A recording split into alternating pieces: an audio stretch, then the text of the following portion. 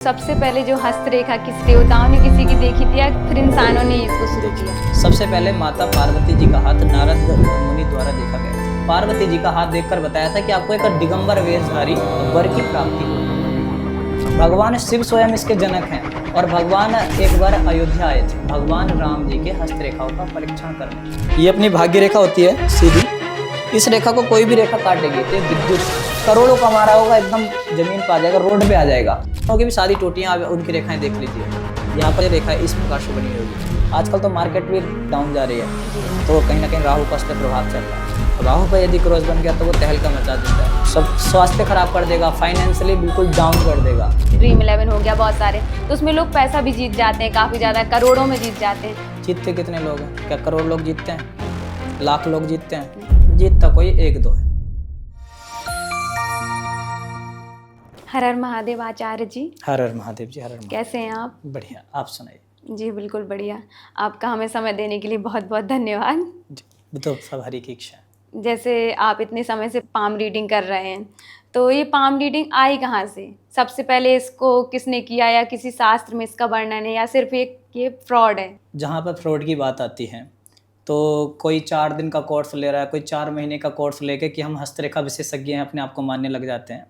हस्तरेखा में एक व्यक्ति हमेशा स्टूडेंट रहता है। ज्योतिष में जितना सीखा जाए उतना कम है, क्योंकि एक विज्ञान है। अगर आप इसको फ्रॉड मानते हैं तो सबसे पहले तो गरुड़ पुराण की फिर आपको बातों को अपमानित कर रहे हैं, क्योंकि उसमें साफ साफ लिखा है भाई कराग्रे वस्ते लक्ष्मी करके अग्रभाव में लक्ष्मी होती है। राम जी भी करके अग्रभाव में लक्ष्मी को देखते थे, भगवान कृष्ण भी मध्य भाग में सरस्वती को देखते थे, मूल भाग में हमारे सभी देवी देवता ऋषि मुनि प्रातः काल उठकर अपने हाथों के दर्शन करके तब वो भूमि को प्रणाम करके उठ के जाते थे, क्योंकि हाथ ही वो ऐसी चीज़ है, एक दर्पण है जिससे हमारे भविष्य के बारे में बहुत कुछ पता लगाया जा सकता है, यानी कि सभी कुछ पता लगाया जा सकता है। तो कहीं ना कहीं जब हमारे पूर्वज भगवान हाथ को इतनी ज़्यादा प्रधानता देते थे, हस्तरेखाओं को देखते थे, इसमें भगवान का वास बताते थे, तो ये फ्रॉड तो नहीं हो सकता। उसके बाद हम बात करते हैं जो इसको फ्रॉड मानता है, तो हस्त लक्षण जन्म ज्ञानम ये न विज्ञायते न था। ये आप गरुड़ पुराण पढ़ेंगे, गरुड़ पुराण में 214वें अध्याय में ये लिखा हुआ है कि हाथ के जो लक्षण हैं उससे व्यक्ति के बारे में बहुत कुछ जाना जा सकता है। अब जो व्यक्ति गरुड़ पुराण को मानेगा तो वेदों को भी मानेगा, है ना, क्योंकि वेद का जो सार है वही पुराण है। जो वेदों को मानेगा तो फिर वेद ब्रह्मा जी ने लिखे हैं, तो कहीं ना कहीं ब्रह्मा जी को मानेगा। जब ब्रह्म को मानेगा तो ब्रह्म वाक्य तो सत्य होता ही है, तो ब्रह्म वाक्य है ये हस्तरेखा। ओवर यदि ब्रह्मा जी को भी कोई नहीं मानता है तो वो सनातन को नहीं मानता है, तो सनातन कोई नहीं मानता है तो सनातन शाश्वत है, तो फिर उसका खुद का ही अस्तित्व नहीं है, वो फ्रॉड है। हस्तरेखा फ्रॉड नहीं है, वो व्यक्ति ही फ्रॉड है, अगर कोई आपको ऐसे कहता है तो इसका किसी पर्टिकुलर किसी शास्त्र में इसी चीज का वर्णन है? इसका वर्णन है गरुड़ पुराण। जब आप पढ़ेंगे तो गरुड़ पुराण में भगवान श्री हरि ने स्वयं इसका वर्णन गरुड़ जी से किया हुआ है। गर्ग संहिता पढ़ेंगे उसमें आपको इसमें वर्णन मिलेगा, और भृगु संहिता में इसका आपको वर्णन मिलेगा, और समुद्र ऋषि तो इसके महान जनक हैं ही। समुद्र ऋषि द्वारा ये रचा हुआ सामुद्रिक शास्त्र है, और लक्षण शास्त्र में से एक शास्त्र का जो अंग है वो है हस्तरेखा शास्त्र। तो सबसे पहले जो हस्तरेखा किसी देवताओं ने किसी की देखी थी या फिर इंसानों ने इसको शुरू किया? सबसे पहले माता पार्वती जी का हाथ नारद मुनि द्वारा देखा गया था। देवर्षि नारद जी ने सबसे पहले माता पार्वती जी का हाथ देखकर बताया था कि आपको एक दिगंबर वेशधारी वर की प्राप्ति होगी, जिसकी दिशा ही अंबर होंगे। तो वो ऐसे महादेव भगवान शिव की उनको प्राप्ति हुई। उसके बाद हनुमान जी ने माता सीता का जो लक्षण थे, क्योंकि हस्तरेखा समुद्र शास्त्र से जुड़ी हुई है, तो उन्होंने सामुद्रिक लक्षण और ज्यामिति के अनुसार देखा और माता सीता की उन्होंने वहाँ पर पहचान की। उसके बाद अगर हम बात करते हैं जिसमें कीरो आए, बहुत सारे आधुनिक व्यक्ति भी आए हैं, और एक किस्सा तो ऐसा है जो आज तक आपको किसी ने बताया नहीं होगा हस्तरेखा का। भगवान शिव स्वयं इसके जनक हैं, और भगवान शिव एक बार अयोध्या आए थे। अयोध्या किस लिए आए थे? भगवान राम जी के हस्तरेखाओं का परीक्षण करने, एक बहाने के रूप में उन्होंने हस्तरेखा बहाना लिया भगवान राम जी का दर्शन करने का। दरअसल ये बात ऐसी है कि एक बार जब यहाँ पर भगवान राम का जन्म हुआ त्रेता युग में, तो भगवान शिव जी को बड़ी जिज्ञासा हुई कि मुझे अपने स्वामी के दर्शन करके आने चाहिए, क्योंकि वे हमेशा राम राम का नाम जप करते हैं। तो जैसे उन्होंने कहा कि अब सीधा तो राजमहल में, वो भगवान शिव के रूप में जा नहीं सकते और वैसे उनको कोई जाने नहीं देगा, जाएंगे राजमहल की बात है। तो भगवान शिव ने क्या काम किया कि उन्होंने एक ज्योतिषाचार्य का रूप बना लिया और एक चेला अपने साथ ले लिया, कोई उनके गण। अब वहाँ से उन्होंने हस्तरेखाएं देखनी शुरू कर दी, और भाई नाम होने लग गया, जब सबने दिखाया तो भीड़ लगने लग गई, और शिव ज्योतिष केंद्र या कोई भी उन्होंने अपने जो केंद्र का वहाँ नाम रखा होगा। उसके बाद वहाँ से चलते चलते चर्चा राजभवन तक पहुँच गई, और माता कौशल्या ने कहा कि मैं भी अपने लल्ला का हाथ उस ज्योतिषाचार्य को दिखाना चाहती हूँ, इसकी कैसी उम्र है, इसकी कैसी आयु है, कैसा इसका जीवन रहेगा। तो बुलाया जाता है, जो उस समय एक ज्योतिषाचार्य बने हुए भगवान शिव थे साक्षात। तो जैसे ही एंट्री अंदर होती है तो चेले को बाहर रोक दिया जाता है, कहते हैं आपकी एंट्री नहीं है अंदर। और भगवान शिव कहते हैं हमें फंसा दिया इन्होंने, कि खुद तो भगवान चले गए राम जी का दर्शन करने, और शिव जी हमें यहाँ छोड़ गए। तो कह रहे चेले आप चिंता ना करो, आपको भी अभी बुलाएंगे। तो उन्होंने कहा जो हम देखते हैं, जो हम पंचांग से देखते हैं, वो पत्रे हमारे चेले के पास हैं बाहर। तो फिर उस चेले को बुलाया। अब भगवान राम के दर्शन भगवान शिव तो अच्छे से कर पा रहे थे, क्योंकि ये प्रमाणिक है, आप वाल्मीकि रामायण पढ़ेंगे और शिव महापुराण पढ़ेंगे तो वहाँ आपको इसका वर्णन देखने के लिए मिलेगा। और पूज्य राजन जी महाराज हैं, राजन जी का आप जानते होंगे, वो जो ट्रेंड में भी रहते हैं, अच्छे अच्छे भजन गायक हैं, उनके द्वारा भी बताई हुई कथा है, तो ये असत्य नहीं हो सकती है। और शिव पुराण में भी इसका वर्णन है। और जो शिव पुराण को नहीं मानता, भगवान को नहीं मानता, तो फिर वो व्यक्ति फ्रॉड है, मैं उसको ये कहूँगा। तो वहाँ पर जैसे उन्होंने भगवान के दर्शन किए, हाथों को देखा, मन ही मन उन्होंने प्रणाम किया। अब चेले ने कहा कि अभी गुरुजी ने आपको एक बात नहीं बताई है, कि क्या, कि मैं भी थोड़ी सी विद्या जानता हूँ। कि आप क्या विद्या जानते हैं? कि मैं पैरों की रेखा पढ़ना जानता हूँ। तो उन्होंने ये बहाना बनाकर पैरों की रेखा पढ़नी शुरू कर दी, भगवान के पैरों को स्पर्श किया, चरणों को स्पर्श किया। तो जब ये इतना पुराना है, सतयुग के समय पर, त्रेता के समय पर, द्वापर के समय पर और कलयुग में भी, तो ये तो करोड़ों साल पुराना है, इसलिए ये शाश्वत है, क्योंकि सनातन की चीज है। सनातन की चीज कोई मामूली चीज नहीं हो सकती है। जहां पर भी कोई भी शास्त्र हो, पुराण हो, वेद हो, अगर वहां पर उसका जिक्र आ रहा है तो सीधा सनातन का जिक्र आ रहा है। सनातन का जिक्र आ रहा है मतलब करोड़ों साल पुरानी और सत्य बात है, इससे अलग कुछ है ही नहीं। तो हाथ देखकर हम क्या क्या बता सकते हैं, क्या क्या प्रेडिक्शन मिलती हैं? देखिए, हाथ देखकर धर्म, अर्थ, काम, मोक्ष। अर्थ में सारा पैसा आ जाता है, फाइनेंस से रिलेटेड कोई भी नौकरी, व्यापार, जॉब, सब कुछ धन पे।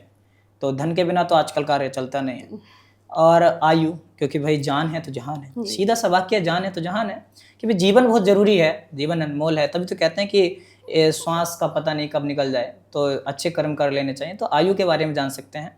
कर्म कैसे रहेंगे, सत्कर्म, दुष्कर्म, सात्विक कर्म रहेंगे, राजसी रहेंगे, तामसी रहेंगे, तीनों प्रकार के कर्म, देहिक, देविक, भौतिक, 3 प्रकार के तापों को इससे जाना जा सकता है। और संपत्ति इत्यादि के बारे में जाना जा सकता है। यानी कि ओवरऑल सभी कुछ हस्तरेखाओं से जाना जा सकता है। क्योंकि जब धर्म, अर्थ, काम, मोक्ष की बात आ जाए तो बचा क्या, मोक्ष तक की बात है। क्योंकि सनातन कभी भी किसी चीज़ को आधा नहीं छोड़ता है। जन्म के पहले की भी बताएगा कि पूर्व जन्म में आप क्या थे, किस लोक से आए हो, और इस लोक के बाद आपको कौन सा लोक मिलेगा। जब इतनी बात बता देगा तो इस लोक की, तो ये सब हस्तरेखा से, ये सब हस्तरेखा के अंदर है। लेफ्ट हैंड कुछ हमारे पूर्व जन्म का होता है कि हमारा प्रारब्ध क्या है और अभी हम क्या कर्म करेंगे, ये हमारा राइट हैंड बताता है। तो जहाँ पर प्रारब्ध, जहाँ भाग्य की बात होगी तो प्रारब्ध वहाँ खड़ा मिलेगा। तो जैसे पहले लोग बोलते थे कि लड़कों को जो राइट हैंड दिखाना चाहिए और लड़कियों को लेफ्ट हैंड दिखाना चाहिए, तो ये गलत है। दरअसल इसमें क्या है, ये साक्षात लिखी हुई बात है, प्रमाणिक समुद्र शास्त्र में लिखा है, वाम भागे तो नारीणाम दक्षिणे पुरुषस्य च। अब क्योंकि अर्धनारीश्वर, आप भगवान का रूप सुना है ना, कि जो आपका राइट था वो पुरुष था और जो लेफ्ट था महिला। तो इसी के अकॉर्डिंग ये बताया जाता है कि महिलाओं का लेफ्ट हैंड प्रधान होता है। क्योंकि आप देखेंगे शादी के बाद महिलाओं को बाएं भाग में लिया जाता है, वाम अंगनी बनाया जाता है। और साथ में जब लिखा हुआ है वाम भागे तो नारीणाम दक्षिणे पुरुषस्य च, कि बायां हाथ पुरुष का प्रधान है, दायां हाथ पुरुष का प्रधान है और बायां हाथ महिलाओं का प्रधान है। कुछ कंडीशन होती हैं, क्योंकि आधुनिक समय में सब चीज़ों में परिवर्तन आता है। परिवर्तन ये आया है कि महिलाएं भी आजकल अच्छी जॉब करती हैं, ट्रेन चलाती हैं, मेट्रो चलाती हैं, प्लेन उड़ाती हैं। वो जो पुरुष के करने के कार्य होते हैं वो भी महिलाएं करती हैं। तो कहीं ना कहीं ऐसे कार्य जहाँ पर महिलाओं की प्रधानता है तो उनका हाथ राइट देखा जाएगा। कोई जमीन उनको लेनी हो, कोई भूमि, भवन, वाहन का कोई लाभ हो रहा हो तो उनका राइट हैंड देखना चाहिए। गृहस्थ से रिलेटेड कोई कार्य देखना हो जो महिलाओं के कार्य होते हैं तो उनका लेफ्ट हैंड देखना चाहिए। ये बस इतना भेद है। और जैसे जब बच्चा पैदा होता है तो उसकी रेखाएं डेवलप नहीं होती, तो एक एज तक काफी ज्यादा डेवलप होती हैं, उसके बाद रुक जाती है। तो क्या रेखाएं जीवन भर डेवलप होती हैं? रेखा का सिद्धांत ऐसा है, रेखा स्वच्छंद है, उसको आप नहीं रोक सकते, हम नहीं रोक सकते और ना बना सकते। आप कितना ही उसको काट लें, फीट लें, कुछ भी उसमें छेड़छाड़ करें, वो वैसी ही रहेगी जैसी है। तो बचपन से जो प्रारब्ध के रूप में हमें प्राप्त हुआ है वो हमारी रेखाएं हैं जी। जैसे आयु रेखा, मस्तिष्क रेखा, जीवन रेखा, ये हमें बचपन से प्राप्त हैं। और बचपन से प्राप्त होने के नाते भी कम बदलती हैं। लेकिन जैसे बच्चा 18 साल तक ये रहता है कि उसकी रेखाएं बदलती रहती हैं। 18 के बाद कुछ विद्वानों का मानना है कि 25 साल तक रेखाएं बदलती रहती हैं। तो 25 साल तक चांस है कि रेखाएं बदलेंगी, फिर उसके बाद बहुत कम बदलेंगी, फिर क्या होंगी, मिटेंगी, रेखाएं मिटेंगी और वो हल्की पड़ेंगी, उन पे कोई क्रॉस आएगा अपने कर्मों के आधार पर, क्योंकि उस बच्चे का उस समय कोई कर्म नहीं है, पूर्व जन्म का कर्म है, वो उसको दिख गया है। तो 18 साल तक उसका कर्म चेंज होते रहेंगे। उसके बाद क्या होगा, जैसे जैसे वो कर्म करेगा वैसे वैसे उसकी रेखाएं डेवलप होती रहेंगी। तो जैसे हमारे पाम में काफ़ी सारी रेखाएं होती हैं, तो आप इन रेखाओं का एक एक करके वर्णन देंगे? हाँ बिल्कुल। देखिए, सबसे पहले जो रेखा आती है वो आती है जीवन रेखा। जी। जीवन रेखा को हम आयु रेखा कहते हैं। अब ये रेखा कौन सी है, जी जी, अगर आप चाहें तो हम आपको इसको ड्रॉ करके भी दिखा जी, सकते जी, हैं, ताकि बिल्कुल। हमारे दर्शक भी देख लें कि ये जीवन रेखा है कौन सी। जी। एक हमने यहाँ पर पेपर लिया हुआ है और इसमें कुछ इस प्रकार से ये 2 हैंड बने हुए हैं। इन 2 हैंड में जब हम ड्रॉ करेंगे, स्क्रीन के माध्यम से भी आपको दिखा दिया जाएगा, और रेखा हम भी ड्रॉ कर देते हैं। ये अपनी आयु की रेखा होती है।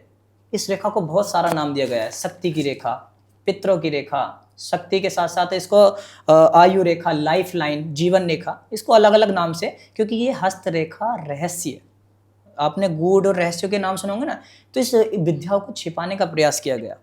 आप देखेंगे जिस विद्या आजकल में, ये 2022 के बाद, कोरोना के बाद देखेंगे ज्योतिष का बहुत ज़्यादा ट्रेंड हो गया है, पहले नहीं था। क्योंकि पहले इसको जो ज्योतिषी लोग हैं वो अपने अंडर में और काबू में रखते थे। जब कोई चीज़ जन जन तक पहुंच जाती है, जैसे अभी हमारे दर्शक देख पाते हैं और आम व्यक्ति देख लेते हैं, उन तक जब कोई चीज़ पहुंचने लग जाती है तो उसका विस्तार हो जाता है। जैसे अभी आप कोई जैसे IAS और PCS के बच्चे तैयारी करते हैं तो वो एक डीप और कोर्स की तैयारी करते हैं। वहीं पर जैसे खान सर और अच्छे अच्छे वैसे लोग हैं, वो उस विषय को इतना अच्छे से पढ़ाते हैं कि उसमें आम लोग भी इंटरेस्ट लेने लग जाते हैं। तो वैसे ही आजकल हस्तरेखा सभी सीख रहे हैं और सब नॉलेजवान बने। हम तो अपने चैनल के माध्यम से कोई जाति भाव भेदभाव नहीं करते हैं। वैसे भी सनातन में तो जात पात की करो विदाई, हम सब हिंदू भाई भाई। जी जी। और सनातनी होने के भाव से सभी को सीखनी चाहिए और इससे आने वाले भविष्य के बारे में प्रेडिक्शन करनी चाहिए। देखिए, ये अपनी लाइफ लाइन होती है। जी जी। यही मेन है।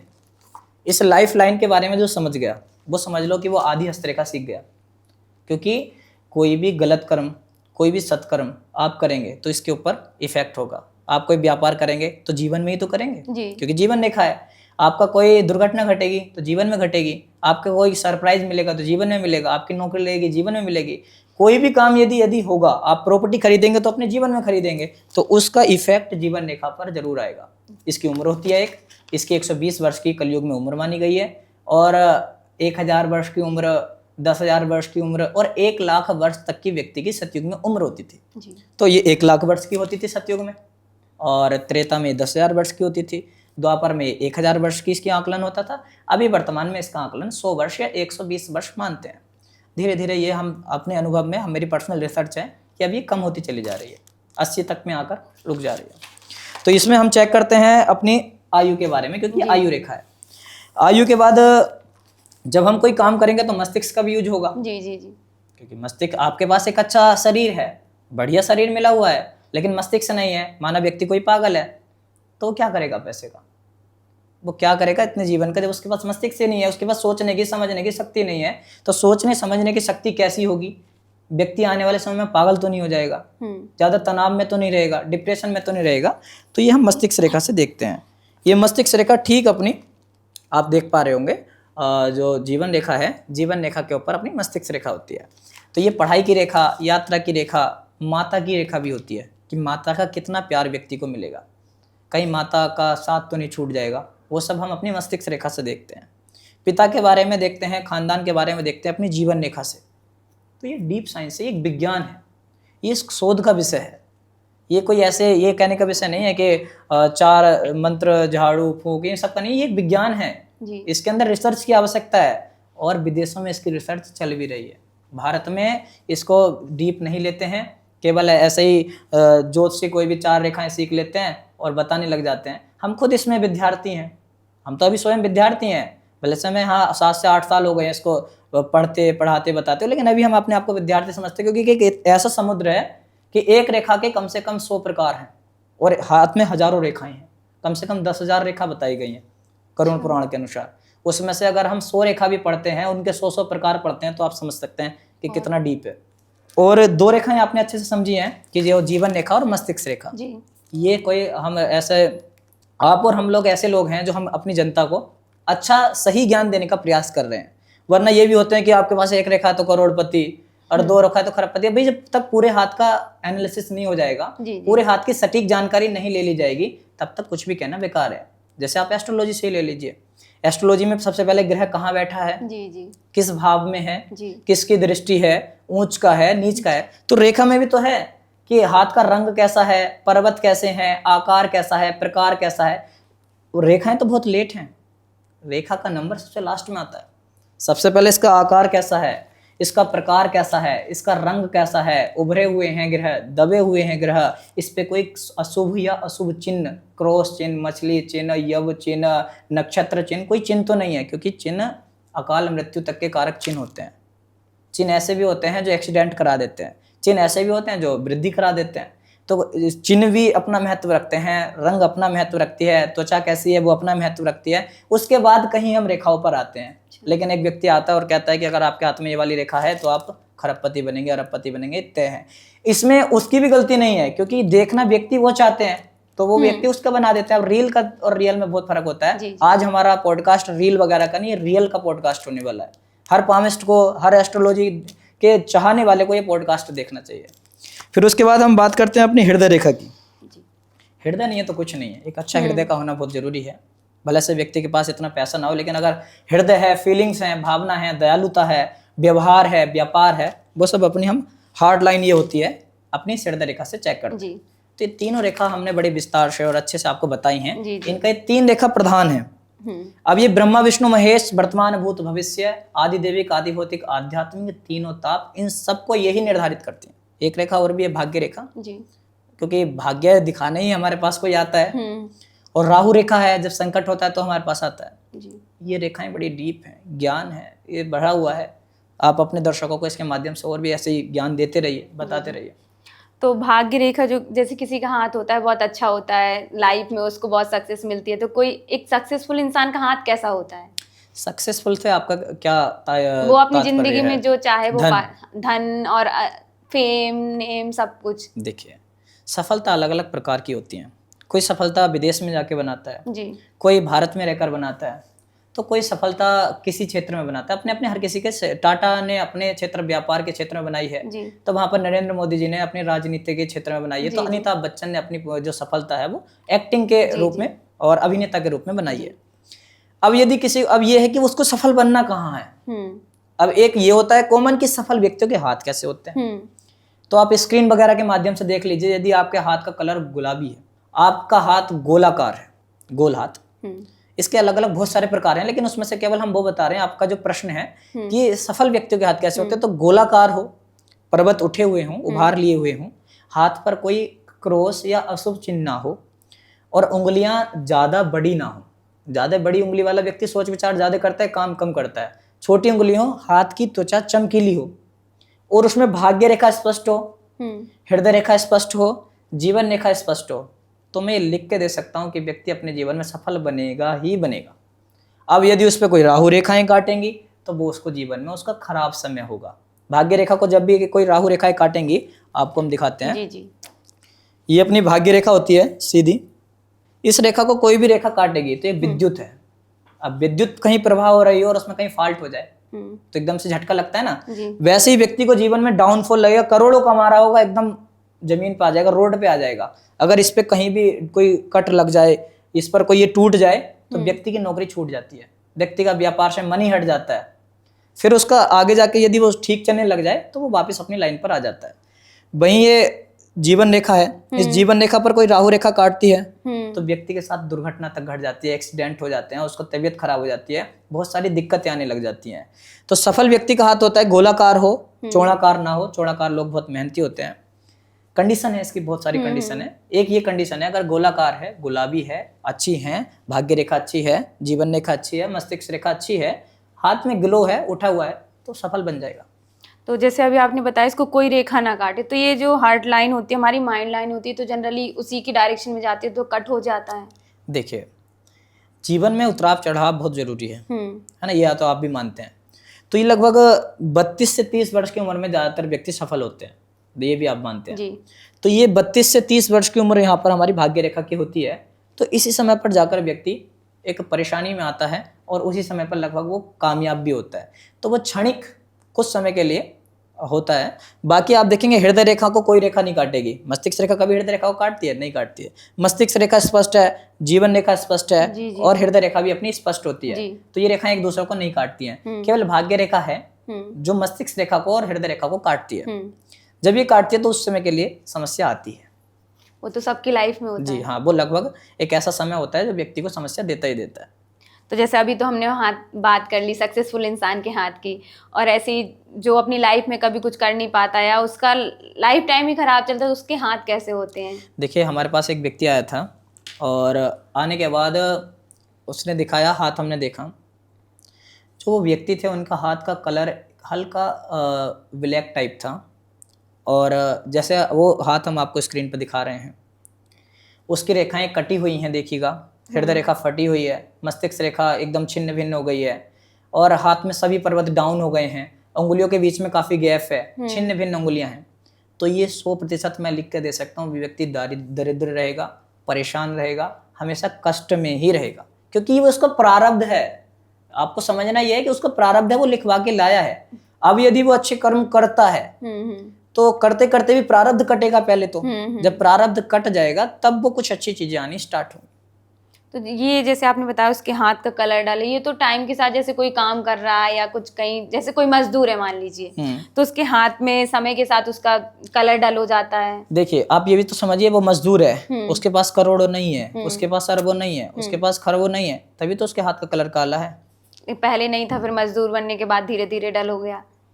अब वो कठोर भी तो होगा फिर। जिम करने वालों का हाथ कठोर नहीं होता क्या? होता है ना? लेकिन आप देखिए उनका हाथ उभरा हुआ होगा। अगर जिम करने वाला व्यक्ति अपनी अच्छी पोजीशन पे सफल है तो आप देखेंगे उसके हाथ में जो है उभार लिए हुए होगा। वहीं पर मजदूर के जिम से कम काम करता है? मजदूर भी तो बहुत काम करता है। फिर उसका हाथ में गड्ढे क्यों रह जाते हैं और उसका हाथ उभार क्यों ले जाता है? क्योंकि वो भी तो बतेरे डंबल उठाता है। जी। उसका क्यों नहीं होता? ऐसे तो तर्क बहुत सारे रहते हैं, हर किसी को अपना तर्क रखना चाहिए, लेकिन ये भगवान की कृपा ही होती है कि जिसके हाथ उभरे हुए होते हैं ना, उसको मजदूरी करनी ही नहीं पड़ती है। अच्छा, पहले से ही। जी। तो जैसे अभी आपने बताया हमारे हाथ में सारे ग्रह होते हैं, हर चीज होती है, तो क्या आप एक बार बताएंगे कहाँ कहाँ होते हैं, कौन से ग्रह? बिल्कुल, आपको पूरा प्रयास करेंगे। देखिए, हमारे पास एक हम लाए भी हैं, ये 9 ग्रह बने हुए हैं। इन 9 ग्रहों से इतर कुछ भी नहीं है, चाहे वो पामिस्ट्री हो, चाहे एस्ट्रोलॉजी हो, चाहे न्यूमरोलॉजी हो, चाहे वास्तु हो, चाहे टैरो हो, क्योंकि 9 ग्रहों के आधार पर पृथ्वी चलती है, 9 ग्रहों के आधार पर सभी कुछ होता है। क्योंकि ये गमला है, इसमें हरा रंग है, यहाँ पर आप देखेंगे बुध है, माइक है, इसमें जो कलयुग का यंत्र राहु है, इस राहु के माध्यम से हम लोगों को बातें बता पा रहे हैं। आपकी वाणी है, उसके अंदर बुद्ध है, तभी आप बोल पा रहे हैं। आपके अंदर माइंड है, आपके अंदर दिमाग है, आपके अंदर शक्ति है। आपके चेहरे पे ग्लो है क्योंकि आपका सूर्य मजबूत है, अच्छा है। आपके बाल काले हैं, आपके बाल सफेद नहीं हो रहे हैं क्योंकि आपका शनि मजबूत है। तो हर व्यक्ति के अंदर, हर पशु पक्षी के अंदर, प्रकृति के अंदर, सबके अंदर 9 ग्रह ही मेन हैं। 9 ग्रह के इतर कुछ भी नहीं है। व्यक्ति सो के लेट उठता है तो स्वतः ही उसका शनि डाउन होगा और सूर्य उसका अच्छा नहीं है। व्यक्ति समय से उठता है, नियम का बड़ा पाबंद है, कानून में रहता है, तो न्याय के देवता शनि है, तो उसका शनि स्ट्रोंग है 100%। तो ये तो एक जब ज्योतिषी अनुभव करता है तो उसके अनुभव में ये चीजें आती रहती हैं। 9 ग्रह आपको दिखाए हैं, ये 9 ग्रह होते हैं। इसको आप एक बार आपको समझा भी देते हैं कहाँ होते हैं, क्योंकि हमारे कुछ दर्शक नए भी होंगे, कुछ भोले भाले होंगे बेचारे, बहुत जन नहीं जानते होंगे, तो उनको हम बताते हैं। ये सूर्य होते हैं, इसके बाद यहाँ पर शनि होते हैं मिडिल फिंगर के नीचे। शनि से व्यक्ति डरते भी हैं, 7.5 वगैरह बहुतों पे अभी चली है ना, तो उनका खराब समय आने लग जाता है। अभी हम एक क्लाइंट और हमारे यजमान थे, उनका शनि खराब चल रहा था। अभी वर्तमान में स्थिति यह है कि उनका घर तक उनके कब्जे में नहीं है। कोई किसी भी काम करने को जाते हैं, वो सब काम रद्द होते चले जा रहे हैं। कलह कलेश दुनिया भर के उनके दुर्भाग्य उनका पीछा नहीं छोड़ रहा। तो हमने देखा उनका शनि काफ़ी ज़्यादा डाउन था, जिससे उनके पास काफ़ी लोन भी था। उनको हमने उपाय बताए, रेमेडी बताए, जिसके अकॉर्डिंग वो प्रभाव अच्छे होंगे। बुध है वाणी का कारक। व्यापार किसको नहीं चाहिए, क्योंकि पैसा चाहिए तो व्यापार करना पड़ेगा। नौकरी से क्या कोई खरबपति बनेगा? अब यहाँ पर यदि किसी को अच्छा से बनना है, अरबपति खरबपति बड़ी बड़ी बातें करते हैं, तो बुद्ध को स्ट्रॉन्ग लाना पड़ेगा। जिसका बुद्ध अच्छा है वो अच्छा खा लेगा, अच्छा कमा लेगा, अपने जीवन में बहुत कुछ करेगा। यहाँ पर अपना गुरु होता है, ज्ञान के बिना कुछ नहीं है। आपके अंदर यदि नॉलेज नहीं है तो आप क्या करेंगे, क्योंकि आप कहीं ना कहीं तो फीके पड़ जाएंगे। अभी मैं एक इंटरव्यू देख रहा था खेसारी लाल यादव का, उन्होंने कहा कि आप किस चीज़ को लेकर आपको ऐसा लगता है कि आप पीछे रह गए। तो उन्होंने कहा नॉलेज, अगर मैं अच्छे से पढ़ लेता तो बहुत सारी मूवी और गाने ऐसे होते थे जो मैं अच्छे से कर पाता और भी, और मैं अच्छा और काम कर सकता था। लेकिन मैं कम पढ़ा लिखा था, इसलिए मैं समझ नहीं पाया कि वो चीज़ें मुझे फाइल करनी चाहिए या नहीं करनी चाहिए। बीच में राहु होते हैं, राहु को कौन नहीं जानता है, सबको भाई अचानक पैसा चाहिए ना आजकल, मेहनत करवा के शनि देते हैं, लेकिन अचानक चाहिए तो राहु देते हैं। राहु एक भ्रम है, राहु रोग भी करा देते हैं, बड़े बड़े भयावह रोग राहु से ही होते हैं, और राहु से ही अच्छे काम भी बनते हैं। राहु एक भ्रम टाइप रहते हैं, व्यक्ति को गलत नशे इत्यादि की आदत में डाल देते हैं। ये ट्रेडिंग, शेयर मार्केटिंग, ऐसे जुए जो आजकल चलते हैं ना, ये जुआ जो खेलते हैं, इन सब के राहु खराब रहते हैं, तभी जुआ खेलते हैं। क्योंकि ये जुआ पहले से ही महाभारत के समय से इतना बड़ा संकेत दिया गया था कि इस जुए को प्रमोट मत करो, इस जुए में आगे मत बढ़ो, इसमें तबाही के अलावा कुछ नहीं है। और आजकल बड़े बड़े लोग जुए का प्रमोशन कर रहे हैं। तो जुए से तो सीख महाभारत से ले लेनी चाहिए, 5000 साल पहले से ही ले लो सीख। अब फिर दोबारा उस गलती को दोहराना तो मूर्खता है। उसके बाद केतु की बात करते हैं। यहाँ पर नीचे केतु होते हैं, ये पितृदोष इत्यादि के लिए मेन मुख्य देखे जाते हैं। चंद्रमा ट्रैवल के लिए, मन कैसा रहेगा, सौम्य रहेगा, व्यक्ति कैसा रहेगा, चंद्रमा देखते हैं। शुक्र देखते हैं कि भाई सेक्सुअल एक्टिविटी कैसी रहेंगी, व्यक्ति का जो शारीरिक जीवन है वो कैसा रहेगा, अपने पत्नी के साथ उसके कैसे संबंध रहेंगे, और किसी भी स्त्री के साथ उसके कैसी बॉन्डिंग रहेगी, और जो उसका मेल या फीमेल पार्टनर है वो कैसा रहेगा। और ये देखा जाता है कि वो सुंदर रहेगा, ये कैसा रहेगा, लग्जरी रहेगी, भूमि भवन वाहन रहेगा या नहीं रहेगा, वो सब शुक्र के पास है जी। शुक्र हमारा हो गया, सूर्य, शनि, गुरु, राहु, बुध, ये हैं। अब ये इनका प्रभाव कैसे देखेंगे। उंगलियां महत्व रखती हैं, रंग महत्व रखता है, पौर्व महत्व रखते हैं, तो इसमें बहुत सारी चीज का। तो जैसे जो हमारे फिंगर्स में एक कट होते हैं, ये भी किसी चीज को रिंकल्स, ऐसा होता है। अगर शॉर्टकट में बताएं तो जिसके हाथ में जितने ज्यादा रिंकल्स होंगे वो व्यक्ति उतना ज्यादा नॉलेज वाला और रिश्तों में सिंसियर होगा। जितने कम रिंकल्स होंगे व्यक्ति हल्का कम माइंडेड होगा और इतना ज्यादा समझदार नहीं होगा। ये नॉलेज के कारक हैं। तो जैसे अभी आपने बताया कि हमें राहु गलत डायरेक्शन में ले जाता है, तो जैसे जो लोग शेयर मार्केट आज की डेट में कर रहे हैं, कुछ लोग तो बहुत ज्यादा सक्सेसफुल हैं कि लाइफ उनकी उसी चीज से चल रही है। तो ये क्या उन लोगों ने अपने राहु को अच्छा किया हुआ है या फिर नॉलेज के बेस पे? देखिए, शेयर मार्केट में ट्रेडिंग भी होती है, इन्वेस्टिंग भी होती है। इन्वेस्टिंग एक व्यापार है और ट्रेडिंग जिसमें अचानक से बहुत कुछ लगाया जाए और एकदम से आ सकता है, एकदम से जा सकता है, वो एक जुआ है। आ भी सकता है, जा भी सकता है ना। और ये चीज आप भी समझते होंगे, काफी लोग समझते होंगे। तो अगर कोई ट्रेडिंग वगैरह कर रहा है तो उसको नहीं करनी चाहिए। और ट्रेडिंग लोग क्या करते हैं, करते कम हैं, करवाते ज्यादा हैं। दूसरों को फंसाने का प्रयास ज्यादा किया जाता है इस सब चीजों में। और अलग अलग प्रकार की ट्रेडिंग्स होती हैं जी, जो हम एक बता रहे थे कि ये ऐसी दलदल है, इसके अंदर व्यक्ति चाहता है मुझे अपने रिकवर करने जैसे जुए में चाहते हैं ना कि मेरी एक बार बाजी लग गई, जैसे युधिष्ठिर जी बैठे थे कि आपके सब मिल जाएगा वापस, तो सब कुछ उन्होंने दांव पे लगा दिया था। वही ट्रेडरों के साथ होता है। तो ट्रेडिंग नहीं करनी चाहिए, इन्वेस्टिंग करो। यदि आपने अपनी मेहनत की कमाई से या फिर किसी भी प्रकार से आपने पैसा कमाया तो उसको इन्वेस्ट करो, शेयर वगैरह खरीदो। आजकल तो मार्केट भी राहु की आत्मा मार्केट में प्रवेश कर चुकी है। आजकल सबकी मार्केट हिली हुई है, एकदम से देखेंगे तो मार्केट डाउन जा रही है। जी। तो कहीं ना कहीं राहु का उस पर प्रभाव चल रहा है। तो जैसे अभी आपने गुरुजी बताया कि ट्रेडिंग नहीं करनी चाहिए लोगों को, बट आजकल हमारे टीवी एडवर्टाइजमेंट हर जगह लोग एप्स, काफी सारे एप्स की प्रमोशन देते हैं, जैसे ड्रीम 11 हो गया, बहुत सारे, तो उसमें लोग पैसा भी जीत जाते हैं, काफी ज्यादा करोड़ों में जीत जाते हैं। तो ऐसे लोगों का क्या होता है, राहु अच्छा होता है? देखिए, कितने करोड़ लोग टीम बनाते हैं, जीतते कितने लोग हैं? क्या करोड़ लोग जीतते हैं? नहीं। लाख लोग जीतते हैं? नहीं। जीतता कोई एक दो है। उसमें से भी क्या है कि जब या तो आप हारोगे या आप जीतोगे जी। ज्यादातर चांस है कि आप हारोगे ही हारोगे, क्योंकि जुआ एक दलदल है जी। उसमें वो जितना फंसेगा फंसता चला जाएगा। अब यदि इसमें ये माना जा सकता है, अगर हम ये कह दें किसी का राहु बहुत ज्यादा स्ट्रॉन्ग है, केतु ज्यादा स्ट्रॉन्ग है, या कि अचानक राजयोग या कोई धन लाभ, अचानक धन लाभ का कारक राहु ही होता है, तो अगर कोई इसमें लगाता है और वो जीत जाता है तो कहीं ना कहीं इसमें कोई निसंदेह नहीं है कि उसके यहाँ पर ट्रायंगल बना होगा। राहु पर्वत है, राहु पर्वत पर एक ट्रायंगल बना होगा। अब किसी का ट्रायंगल बना हो तो मैं ये बिल्कुल प्रचार नहीं करूंगा कि उसको पैसे लगाने चाहिए, उसमें फैंटेसी लीग में जाना चाहिए, लेकिन ये एक कारक होता है। यदि यहाँ पर ट्रायंगल बना है तो कुछ ट्रेडिंग, ये जो अपना शेयर मार्केट वगैरह है, इससे धन ले सकता है, लेकिन मैं इसको रिकमेंड नहीं करूंगा, केवल एक नॉलेज के लिए बता रहा हूँ। अब मेन प्रश्न होता है कि देखिए, जब युधिष्ठिर जी हारे तो दुर्योधन जीता। तो एक व्यक्ति तो जीतेगा, लेकिन वो जीत का अपनी तरफ से थोड़ा दे रहे हैं वो फैंटेसी लोग, दूसरे किसी का तो आप लेंगे जी जी, यानी कि हम लगाएंगे तो आप दूसरे को लेंगे, जीतेगा कोई व्यक्ति। तो वो जो जीतने वाला है वो एक होगा, लेकिन हारने वाले आपको ये देखना चाहिए कि हमारी बर्बादी कितनी हो रही है, हमारे जो फालतू खर्च हो रहे हैं वो कितने हो रहे हैं, वो जो हम जा रहा है उसको ध्यान देना चाहिए। जी। कोई एक व्यक्ति इक्का दुक्का जीत रहा है वो भी उम्मीद बहुत कम है जी। तो ये दलदल है, इससे बचना चाहिए। तो जैसे हमारे हाथ की रेखाओं को देखकर ये भी बताया जा सकता है कि हमें किस लाइन में सक्सेस मिलेगी, हमें बिजनेस करना चाहिए, जॉब करनी चाहिए या फिर कुछ और? अभी तक का आपका सबसे अच्छा प्रश्न ये हमें लगा, क्योंकि सही डायरेक्शन में जाने के लिए ही व्यक्ति एक ज्योतिष आचार्य को चुनता है और ज्योतिष आचार्य के पास जाता है। इसका जो हम एक तरीके से बताएंगे कि कैसे बताया जाता है, तो इसमें भाग्य रेखा का बहुत अहम रोल होता है। ये रेखा एक दिशा रेखा है। दिशा का अर्थ ही दिशा है कि भाई डायरेक्शन, दिशा का मतलब एक डायरेक्शन। सही डायरेक्शन का नाम भाग्य रेखा है। इसको पूर्व काल में इसका नाम दिशा रेखा था।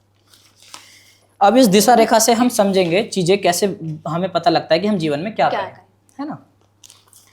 यहाँ पर व्यापार लिखा हुआ है, इसको जूम करेंगे तो देखेंगे बुध रेखा पर व्यापार लिखा है। राजा लिखा है, जो सम्मान का प्रतीक, राजा का प्रतीक। अवध हो जा बीच में बहुत बहुत कहते हैं ना, राजा बनना है तो ये करना है, तो राजा राजा राजा राजा क्या, राजा कि राजा क्या है, जिसकी पत्नी उसका कहना मानती हो, जिसके बच्चे उसका कहना मानते हो, अच्छी विद्या, ऐसी विद्या उसके पास हो, अर्थ करी च विद्या, अर्थ करने वाली, जो अर्थ को देने वाली विद्या उसके पास हो, और उसका अच्छा खासा जीवन चल रहा हो, वो एक राजा मैं उसको मानता हूँ। उसके बाद सेवक और सलाहकार, गुरु सलाहकार बनाते हैं। तो बहुत सारी जॉब्स ऐसी होती हैं जिसमें सलाह देने का काम करा जाता है कि भाई सलाह दीजिएगा, ये सब कीजिएगा। ये इसमें बोल सकते हैं हम चमकदार, यानी कि कुछ ऐसा होगा जो चमकेगा, फिल्म सितारा इत्यादि, चमकदार बनता है, प्रसिद्धि वगैरह रहती है। अब ये जो अपनी भाग्य रेखा ऊपर के लिए जा रही है, ये सीधा शनि तक जाती है। इस पिक्चर को स्क्रीन के माध्यम से इसे लगा देंगे, देखते रहेंगे जी। अब जब भी आप देखेंगे कि आपकी एक भाग्य रेखा सीधी ऊपर के लिए जा रही है और सीधी ऊपर जाने के बाद शनि पर्वत पर ब्रेक हो गई है, तो ये बेहद शुभ साइन है। ऐसे व्यक्ति को न्याय के क्षेत्र में, वकील, कोर्ट कचहरी, इन सब के चीज में आगे जाना चाहिए। जैसे वकील होता है ना, वकील बनना चाहिए, जज बनना चाहिए। न्याय के जहां काम हो ये अच्छा कर सकते हैं। अब न्याय किसी को भी दिलाना हो, कहीं भी दिलाना हो, ये तत्पर बैठे रहेंगे। शनि पर यदि भाग्य रेखा जा रही है तो कहीं भाग्यशाली होने का संकेत है कि शनि का स्थान ही भाग्य का स्थान है, न्याय का स्थान है। तो न्याय और सरकारी नौकरी का कारक भी शनि है। जितनी सरकारी नौकरियां होती हैं, क्योंकि शनि लोहे का भी कारक है जी। और लोहे से बनी गाड़ी है, और गाड़ी सब यूज करते हैं, और गाड़ी में बहुत सारे एम्प्लॉय भी काम करते हैं। और ये माइक है, इसमें भी लोहा है जी। तो लोहे से रिलेटेड यहाँ भी कोई ना कोई कंपनी होगी, वहां भी लोग काम करते होंगे जी। तो लोहे से रिलेटेड कंपनी के बड़े बड़े CEO, मालिक, धंधे और कारखाने वाले, उनका जो शनि है वो एक अच्छी पोजीशन में होता है और उनकी भाग्य रेखा शनि पर जा रही होती है। तो ऐसा नहीं है कि किसी के हाथ में यदि व्यापार की रेखा नहीं है तो व्यापार नहीं कर सकता है। व्यापार की रेखा की भी हम बात करेंगे। यदि शनि रेखा स्पष्ट और सीधी है तो वो अच्छी नौकरी कर सकता है और लोहे के क्षेत्र में काम कर सकता है। उसी के साथ आप देख पा रहे होंगे सीधी रेखा जाते हुए, और शनि के साथ साथ यहाँ पर बुध है जी।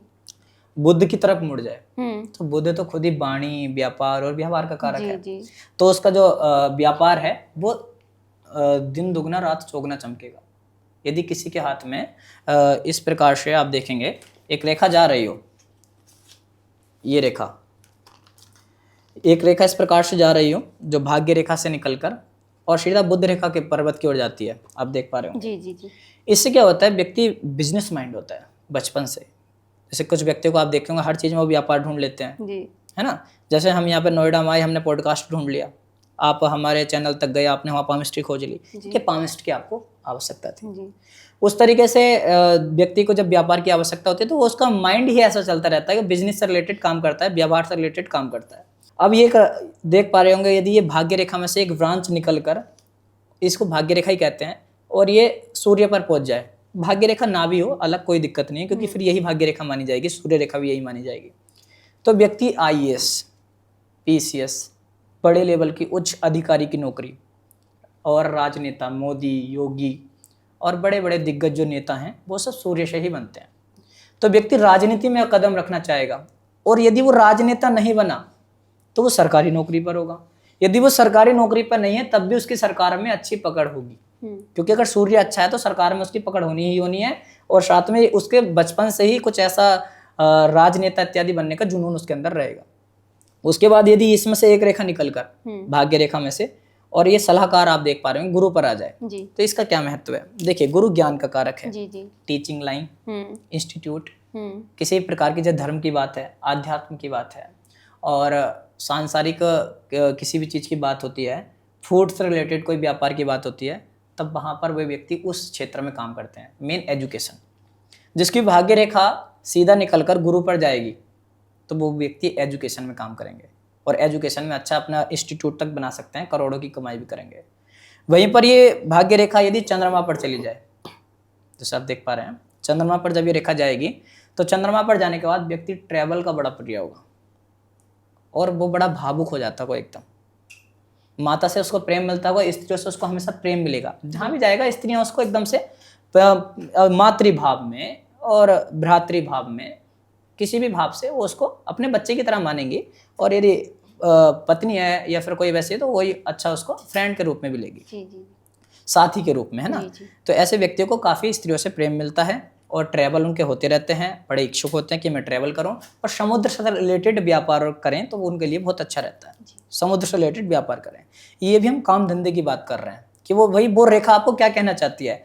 अब आप जिस क्षेत्र में होंगे आप अपनी रेखा देख सकते हैं, दर्शक अपनी देख सकते हैं कि आप देखिए आपकी भाग्य रेखा निकलकर सीधी किस डायरेक्शन में जा रही है, आप उससे रिलेटेड काम कर लीजिए, आपको सफलता मिलेगी। यदि आपकी भाग्य रेखा में से एक ब्रांच शुक्र पर आ जाए तो आप एक्टिंग के क्षेत्र में जाइए और अच्छे शूट कर सकते हैं, मूवी बना सकते हैं, गाने बना सकते हैं और अपनी प्रतिभा को दिखा सकते हैं।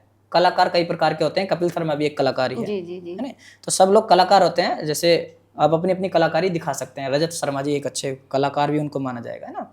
तो हर किसी के अंदर एक प्रतिभा है, अपनी प्रतिभा को आप दिखा सकते हैं। तो जैसे अभी आपने बताया जिसकी भाग्य रेखा गुरु पर्वत की तरफ जाती है वो ज्ञान देते हैं, तो जैसे आप अभी जो कर रहे हैं आप लोगों को ज्ञान दे रहे हैं, तो क्या आपने ये जो हमारी डायरेक्शन रेखा है वो गुरु पर्वत की जा रही है और जा रही है। आप इसको जूम करके या फिर देख सकते हैं, यहाँ से रेखा निकली है और इस प्रकार से रेखा जा रही है, तो ये चेंज इधर के लिए ही बढ़ रहा है। तो ये वैसे हम ड्रॉ करते नहीं, कर दिया है आप दिखा रहे तो जी जी ये रेखा जब यहाँ से निकली है तो बचपन से ऐसा व्यक्ति मेहनती होता है जिसके शुरू से ही भाग्य रेखा प्रबल हो। आगे आते आते यदि ये गुरु की तरफ मुड़ जाए तो वो अध्यात्म की तरफ और ज्ञान की तरफ अपना प्रकाश डालते हैं। अब इसमें एक और पॉइंट होता है, यदि ये भाग्य रेखा चंद्र पर्वत से उदय हो, क्योंकि कहीं से भी उदय हो सकती है, यदि ये चंद्र पर्वत से निकलकर ऊपर के लिए जाती है तो व्यक्ति विदेश चला जाता है, विदेश में सेटल हो जाता है। विदेश में जाके करेगा क्या, फिर ये ना विदेश जाएगा क्या करेगा। तो विदेश से रेखा, चंद्रमा से रेखा निकलकर जिस ओर जाए, गुरु पर जाएगी तो विदेश में जाके पढ़ाएगा, अच्छा, शनि की तरफ जाएगी तो नौकरी करेगा, बुध की तरफ जाएगी तो व्यापार करेगा। इतना तो आप भी सीख गए, तो दर्शक तो सीख ही जाएंगे। तो जैसे आपने बताया कि आप गए, तो क्या आपने पहले ये चीज़ देख ली थी उस टाइम पे, पहले जब ये करने से पहले, कि बाद में आपने ये देखा? देखिए हमारा तो 12 से 13 वर्ष की उम्र में ही हमारा गुरुकुल में प्रवेश हो गया। वो एक आध्यात्मिक लाइन है, अपना कार्य स्वयं करना है, वहाँ पर गुरुजनों का आदर करना है, सम्मान करना है जी। और उसी तरीके की एक तरीके से सांचे में व्यक्ति ढलते चले जाते हैं। गुरुकुल में सनातन की पढ़ाई पढ़ते हैं, तो हमारी लाइन ही वो है। तो जैसे अभी आपने सबका बता दिया किसको किस लाइन में जाना चाहिए। जैसे अब किसी की लाइन में व्यापार लिखा है तो वो अभी इस टाइम पे मान लीजिए नौकरी कर रहा है और वो एक फैमिली सेटल्ड है, उसके बच्चे हैं, बीबी है, तो वो एकदम से नौकरी तो छोड़ नहीं सकता है। बिल्कुल नहीं छोड़ सकता, क्योंकि बहुत सारे क्राइसिस हो जाएंगे। हाँ, फाइनेंशियली समस्या आएगी। जी जी। तो वो उस लाइन में आगे जाए वो ना जाए, उसको सक्सेस मिलेगी, जॉब में नहीं मिलेगी, क्या उसको छोड़ के वापस व्यापार करना चाहिए, तो उसके लिए आप क्या सलाह देंगे? देखिए, जब तक आपके हाथ में बिजनेस लाइन नहीं है, यानी बुध रेखा नहीं है।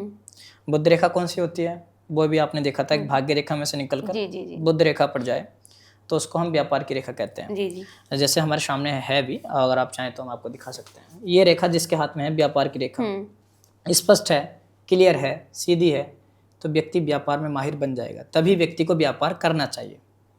यदि उसकी एक भाग्य रेखा सीधी स्पष्ट है और व्यापार रेखा डिस्टर्ब है तो उसको कदापि व्यापार नहीं करना चाहिए, क्योंकि वो व्यापार अच्छे से नहीं कर पाएगा। व्यापार खराब रहेगा, बाद में नौकरी करेगा तब भी फायदा क्या। तो व्यापार उस व्यक्ति को नहीं करना चाहिए जिसका बुध रेखा अच्छी नहीं है, उसको नौकरी ट्राई करनी चाहिए। जिसके जैसे शनि वगैरह पे जा रही हो भाग्य रेखा, तो उसको नौकरी करनी चाहिए। कुछ कंडीशन में ऐसा होता है कि आधी कटी हुई भाग्य रेखा होती है, शनि पर्वत पर जाती हुई है, और आधी कटी हुई इसकी बुध रेखा होती है। तो हमने देखा है कि हमारे जो कुछ दर्शक हैं, हमारे प्रशंसक हैं, कुछ हमारे क्लाइंट्स हैं, वो क्या करते हैं, उन पहले नौकरी करते हैं, उसके बाद जाके व्यापार करते हैं। जी। तो जैसे आप कितनी उम्र से ये पाम रीडिंग कर रहे हैं? देखिए, जब मैं बहुत छोटा था, लगभग 6 से 7 साल का, 8 साल 9 साल, उस समय हमारे दादाजी हाथ वगैरह देखते थे और हमारे घर पे शादी वगैरह के लिए लोग आते थे कि हमारी शादी देखिए कैसी होगी, तो मैं भी वहीं पे रहता था। जी अब बच्चे घर से पैसे मांगते हैं 8-9 साल के, हमें पैसे दे दीजिए, हमें चीज़ खानी है, ये करना है, वो जी करना जी है। तो उस समय मैं किसी का हाथ देख लिया करता था, मोहल्ले में, गाँव में, रिश्तेदारी में गए तो वहीं किसी का हाथ देख लिया, किसी ने जो दिए उससे अपना खान पीन। तो रिश्तेदार सोचते थे, मतलब हमारे भाई जो वैसे मौसी इत्यादि के बच्चे हैं वो भी सोचते थे कि अरे ये तो हमको भी चीज़ खिला रहे हैं, खुद भी खा रहे हैं, ये आपके पास खाते हैं। मैंने कहा ये तो भाई कल अपनी अपनी एक ये ईश्वर प्रदत्त होती है, ये एक गुण होते हैं जो हमारे पूर्वज, हमारे जो परदादा हैं वो संत थे, उन्होंने सब बहुत तपस्या की, उनका प्रताप हमारे दादाजी में आया। फिर हमारे पिताजी इत्यादि डॉक्टरी की लाइन में निकले, उन्होंने ये नहीं किया, तो उनका जो प्रताप मानते हैं कि हमारे दादा परदादाओं का कहीं ना कहीं इसमें उनकी सिद्धियों का, उनके मंत्रों का, जाप का और एक प्रताप है, जिसकी वजह से स्वयं में ही ये चीज़ें सीखने की नहीं होती हैं, ये रक्त में ही होती हैं।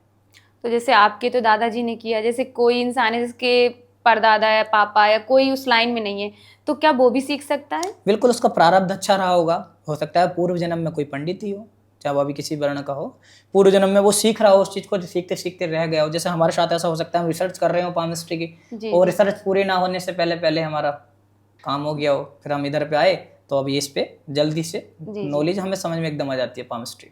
आप इतने समय से कर रहे हैं पाम रीडिंग, तो आपने बहुत से लोगों के हाथ देखे होंगे, तो कोई एक ऐसा हाथ या हस्तरेखा किसी की देखी हो जो नॉर्मल ना हो? प्रिंस जी, नॉर्मल तो बहुत सारी ऐसी रेखाएं हैं जो नॉर्मल नहीं होती हैं, अद्वितीय होती हैं। एक असाधारण सी लगता है कि भाई किसी के हाथ में भाग्य रेखा ही नहीं है, किसी के हाथ में मस्तिष्क रेखा ही नहीं है, किसी के हाथ में हृदय रेखा ही नहीं है। तो कहीं ना कहीं वो एक ऐसा पॉइंट होता है जिसमें देख के लगता है कि हाँ भाई, मस्तिष्क रेखा इतनी कम, हृदय रेखा इतनी कम, तो फिर ये कैसे काम चलेगा। तो इसमें फिर दोनों हाथों की सहायता ली जाती है। अगर एक हाथ में कुछ लक्षण हल्के भी हों, दूसरा हाथ उसको पूरा करता है, यानी कि दोनों हाथों से देखकर तब भविष्य कथन करना चाहिए, इसलिए दोनों हाथों की भी प्रधानता है। जैसे राइट हैंड पुरुष का प्रधान है, बट राइट हैंड में अगर भाग्य रेखा अधूरी हो या जीवन रेखा अधूरी हो, तो इसका अर्थ ये बिल्कुल नहीं है कि उसका जीवन आधा है। अगर लेफ्ट में पूरी है तो कहीं ना कहीं वो अच्छा जीवन जिएगा। और आप जो पूछ रहे हैं कि कोई ऐसी घटना जी, तो प्रिंस जी मैं बताना चाहता हूँ, एक बार मैं भी एक अपना कोर्स बना रहा था पामिस्ट्री का, एक अच्छी वीडियोस बना रहा था, तभी एक वीडियो कॉल आती है और वो वीडियो कॉल पे व्यक्ति रोने लगता है, और रोते रोते उसको काफ़ी समय हो गया। मैंने उसको पूछने का प्रयास किया, मैंने कहा बताइए मैं आपकी किस प्रकार से सहायता कर सकता हूँ, आपको क्या समस्या है। उसने कहा कि गुरुजी मैं आपके वीडियो बहुत समय से देखता हूँ, मैंने आपको कॉल करने का और अलग अलग प्रयास करने का किया, लेकिन वो आज तक हुआ नहीं। आज मैंने वीडियो कॉल लगाया, पता नहीं आपने कैसे उठा लिया। मैं आज ट्रेन से कटने के लिए जा रहा था, वास्तव में वो ट्रेन की पटरियों पर ही चल रहा था, उस समय वो बहुत दुखी था, रो रहा था। तो कि आज मैं अपने जीवन को समाप्त करने जा रहा हूँ। लास्ट कॉल मेरे को लगा रहे थे, वीडियो कॉल वो भी चल रहे थे। तो मैंने कहा अच्छा, मैंने उनको थोड़ा सा मोटिवेट किया, मैंने कहा आपकी जो समस्या है उसको भी सुना जाएगा, देखा जाएगा, और क्यों आपके साथ ऐसा हो रहा है ग्रहों पर भी प्रकाश डाला जाएगा, सब चीज़ हम देखेंगे, पर सबसे पहले आप अपने किनारे खड़े होइए, वहाँ पर जहाँ पर हुए हैं वो एक सुरक्षित जगह नहीं है। उन्होंने कहा नहीं गुरुजी, अब मैं चाहता हूँ कि जो मेरे छोटे छोटे बच्चे हैं और आज मेरे पास उनको दूध पिलाने तक के पैसे नहीं हैं, कभी मुझ पर बहुत पैसे हुआ करते थे। मैंने कहा पैसे तो आते जाते रहते हैं, दोबारा आ जाएगा। उसको बहुत समझाने का प्रयास किया, लास्ट में स्थिति ये हुई कि उसको मैंने बोला कि आप अपना अकाउंट नंबर दीजिए और मैं अभी आपके अकाउंट में पैसे डालता हूँ तत्काल, और आप पहले दूध इत्यादि लीजिए, घर पहुँचिए आराम से, तब हम बात करेंगे। तो उस समय उसने बहुत आभार व्यक्त किया। अब ये इसका मतलब ये नहीं है कि उसने इसलिए हमसे ऐसे किया था, बट वो उसकी सिचुएशन ही ऐसी थी, उसने दिल खोल के हमसे बात बताई कि ये सिचुएशन है। फिर वो काफ़ी समय लगा उनको समझाने में। वो घर गए, उन्होंने अपनी पत्नी से भी बात कराई, और अभी के समय में उनकी स्थिति लगभग 2 से 3 महीने में ठीक हो गई। उनको मंगल उनका ज़्यादा इनबैलेंस हो गया था, रेखा भी अच्छी नहीं थी, वो राहु रेखा आई थी जिसकी वजह से वो अपने आप को समाप्त करना चाहते थे। उनके जो चंद्र पर्वत है उस पर भी क्रॉस था, तो कहीं ना कहीं वो बड़ी घटना टल गई। प्रभु की कृपा होती है। तो अमाउंट्स हमारे लिए भी इतना महत्व नहीं करता है, किसी के लिए भी पैसे तो आते और जाते रहते हैं, किसी का जीवन बहुत महत्व। तो मुझे जब लगा कि हाँ मेरा पामिस्ट्री करना कहीं ना कहीं आज थोड़ा सा सार्थक हुआ है कि किसी की मदद, मेरे से किसी के जीवन की मदद हो, ये बहुत बड़ी मदद है। ये तो बहुत बड़ी बात है। और ऐसे कई सारे केस रहते हैं कि व्यक्ति खुदकुशी करना चाहता है, बहुत परेशान है, हर किसी को बता नहीं पाता है, किसी को फाइनेंशियल क्रैश हो गया हो, कोई बहुत ज़्यादा डिप्रेशन में, तनाव में हो, तो वो एक ज्योतिषी की तलाश करता है। जी जी। और वो जिसको उसका मन और भाव मिलते हैं उसके पास जाता है, तो उसको मिसगाइड नहीं करना चाहिए। जी। भले से कि हम ऐसे करते हैं कि यदि आपके पास आप सामर्थ्यवान हैं तो आप अपना अपॉइंटमेंट बुक करके भी अपना हाथ वगैरह दिखा सकते हैं। यदि कोई व्यक्ति सामर्थ्यवान नहीं होता तो हमें उसके हाथ से पता लग जाता है कि इसके अंदर कितना पैसा है, कितना ज्ञान है, क्या है, तो हम उसको खुद ही सलाह दे देते हैं, बता देते हैं। ऐसे एक नहीं 20 लोग हैं जो बिल्कुल मरने के लिए जा रहे थे, यानी मृत्यु के कगार पर थे, इतने डिप्रेशन में हो चुके थे कि कभी भी वो फांसी का फंदा लगा सकते हैं, कभी भी वे कूद सकते हैं, कहीं से कुछ भी कर सकते हैं। उनको मोटिवेट करना, उसके बाद एक अच्छी फीलिंग जो आती है कि हाँ आज हमने किसी के लिए कुछ अच्छा किया है, जी। तो यही पामिस्ट्री का मैं अच्छा मानता हूँ कि जो भगवान का वरदान है। जैसे अभी आपने बताया कोई साइन होते हैं जो हमारे हाथ में होते हैं, क्रॉस साइन, फिश साइन, तो ये कहाँ होते हैं कि जिससे कुछ ज़्यादा नुकसान हो? प्रिंस जी, होश उड़ाने वाले जितने भी साइन होते हैं उसका नाम क्रॉस है। किसी भी पर्वत पे अगर कोई भी क्रॉस बनेगा, क्रॉस का तो अर्थ ही गलत है। क्रॉस यानी कि विद्युत प्रवाह कट गई है, रुक गई है। जैसे एक अच्छी खासी रेखा थी, उसको किसी रेखा ने काट दिया है तो वो एक कट माना जाएगा, बट एक और रेखा ने काट दिया है, दो प्लस का जैसा साइन बन जाए टेढ़ा, तो वो क्रॉस होता है, गुणा का निशान जिसको बोलते हैं। वो जिस भी पर्वत पर बनेगा, हाथ में नौग्रह होते हैं, नौग्रह हमने आपको बताया है जी। और क्रॉस यदि अलग अलग पर्वत के आधार पर होता है, जीवन रेखा पर जब भी क्रॉस बनेगा तो किसी न किसी घटना को बताएगा। कोई आपके जीवन में ऐसी घटना घटेगी जो नहीं घटनी चाहिए थी, उस घटना से आपको समस्या होगी जी। आपके जीवन में। एक अच्छी खासी जीवन चलते चलते अंधकार आ जाएगा, आप कहेंगे अब करें तो करें क्या, कोई मार्ग ही नहीं मिलेगा। यही मस्तिष्क रेखा पर आएगी तो मस्तिष्क तनाव, डिप्रेशन और भयावह कोई रोग भी हो सकता है, ब्रेन ट्यूमर, कुछ भी हो सकता है, मतलब उसका जो मस्तिष्क से रिलेटेड है वो पागल भी हो सकता है व्यक्ति, अगर क्रॉस के अंदर इतनी पावर है, इतना निगेटिव साइन है। हृदय रेखा पर अगर है तो आप देखेंगे जगह जगह हार्ट अटैक वगैरह आजकल ज़्यादा होते हैं, तो हृदय रेखा पर उनके क्रॉस, कुछ टिकारे, कुछ बिंदु देखने के लिए मिलते हैं, काले तिल देखने के लिए मिलते हैं।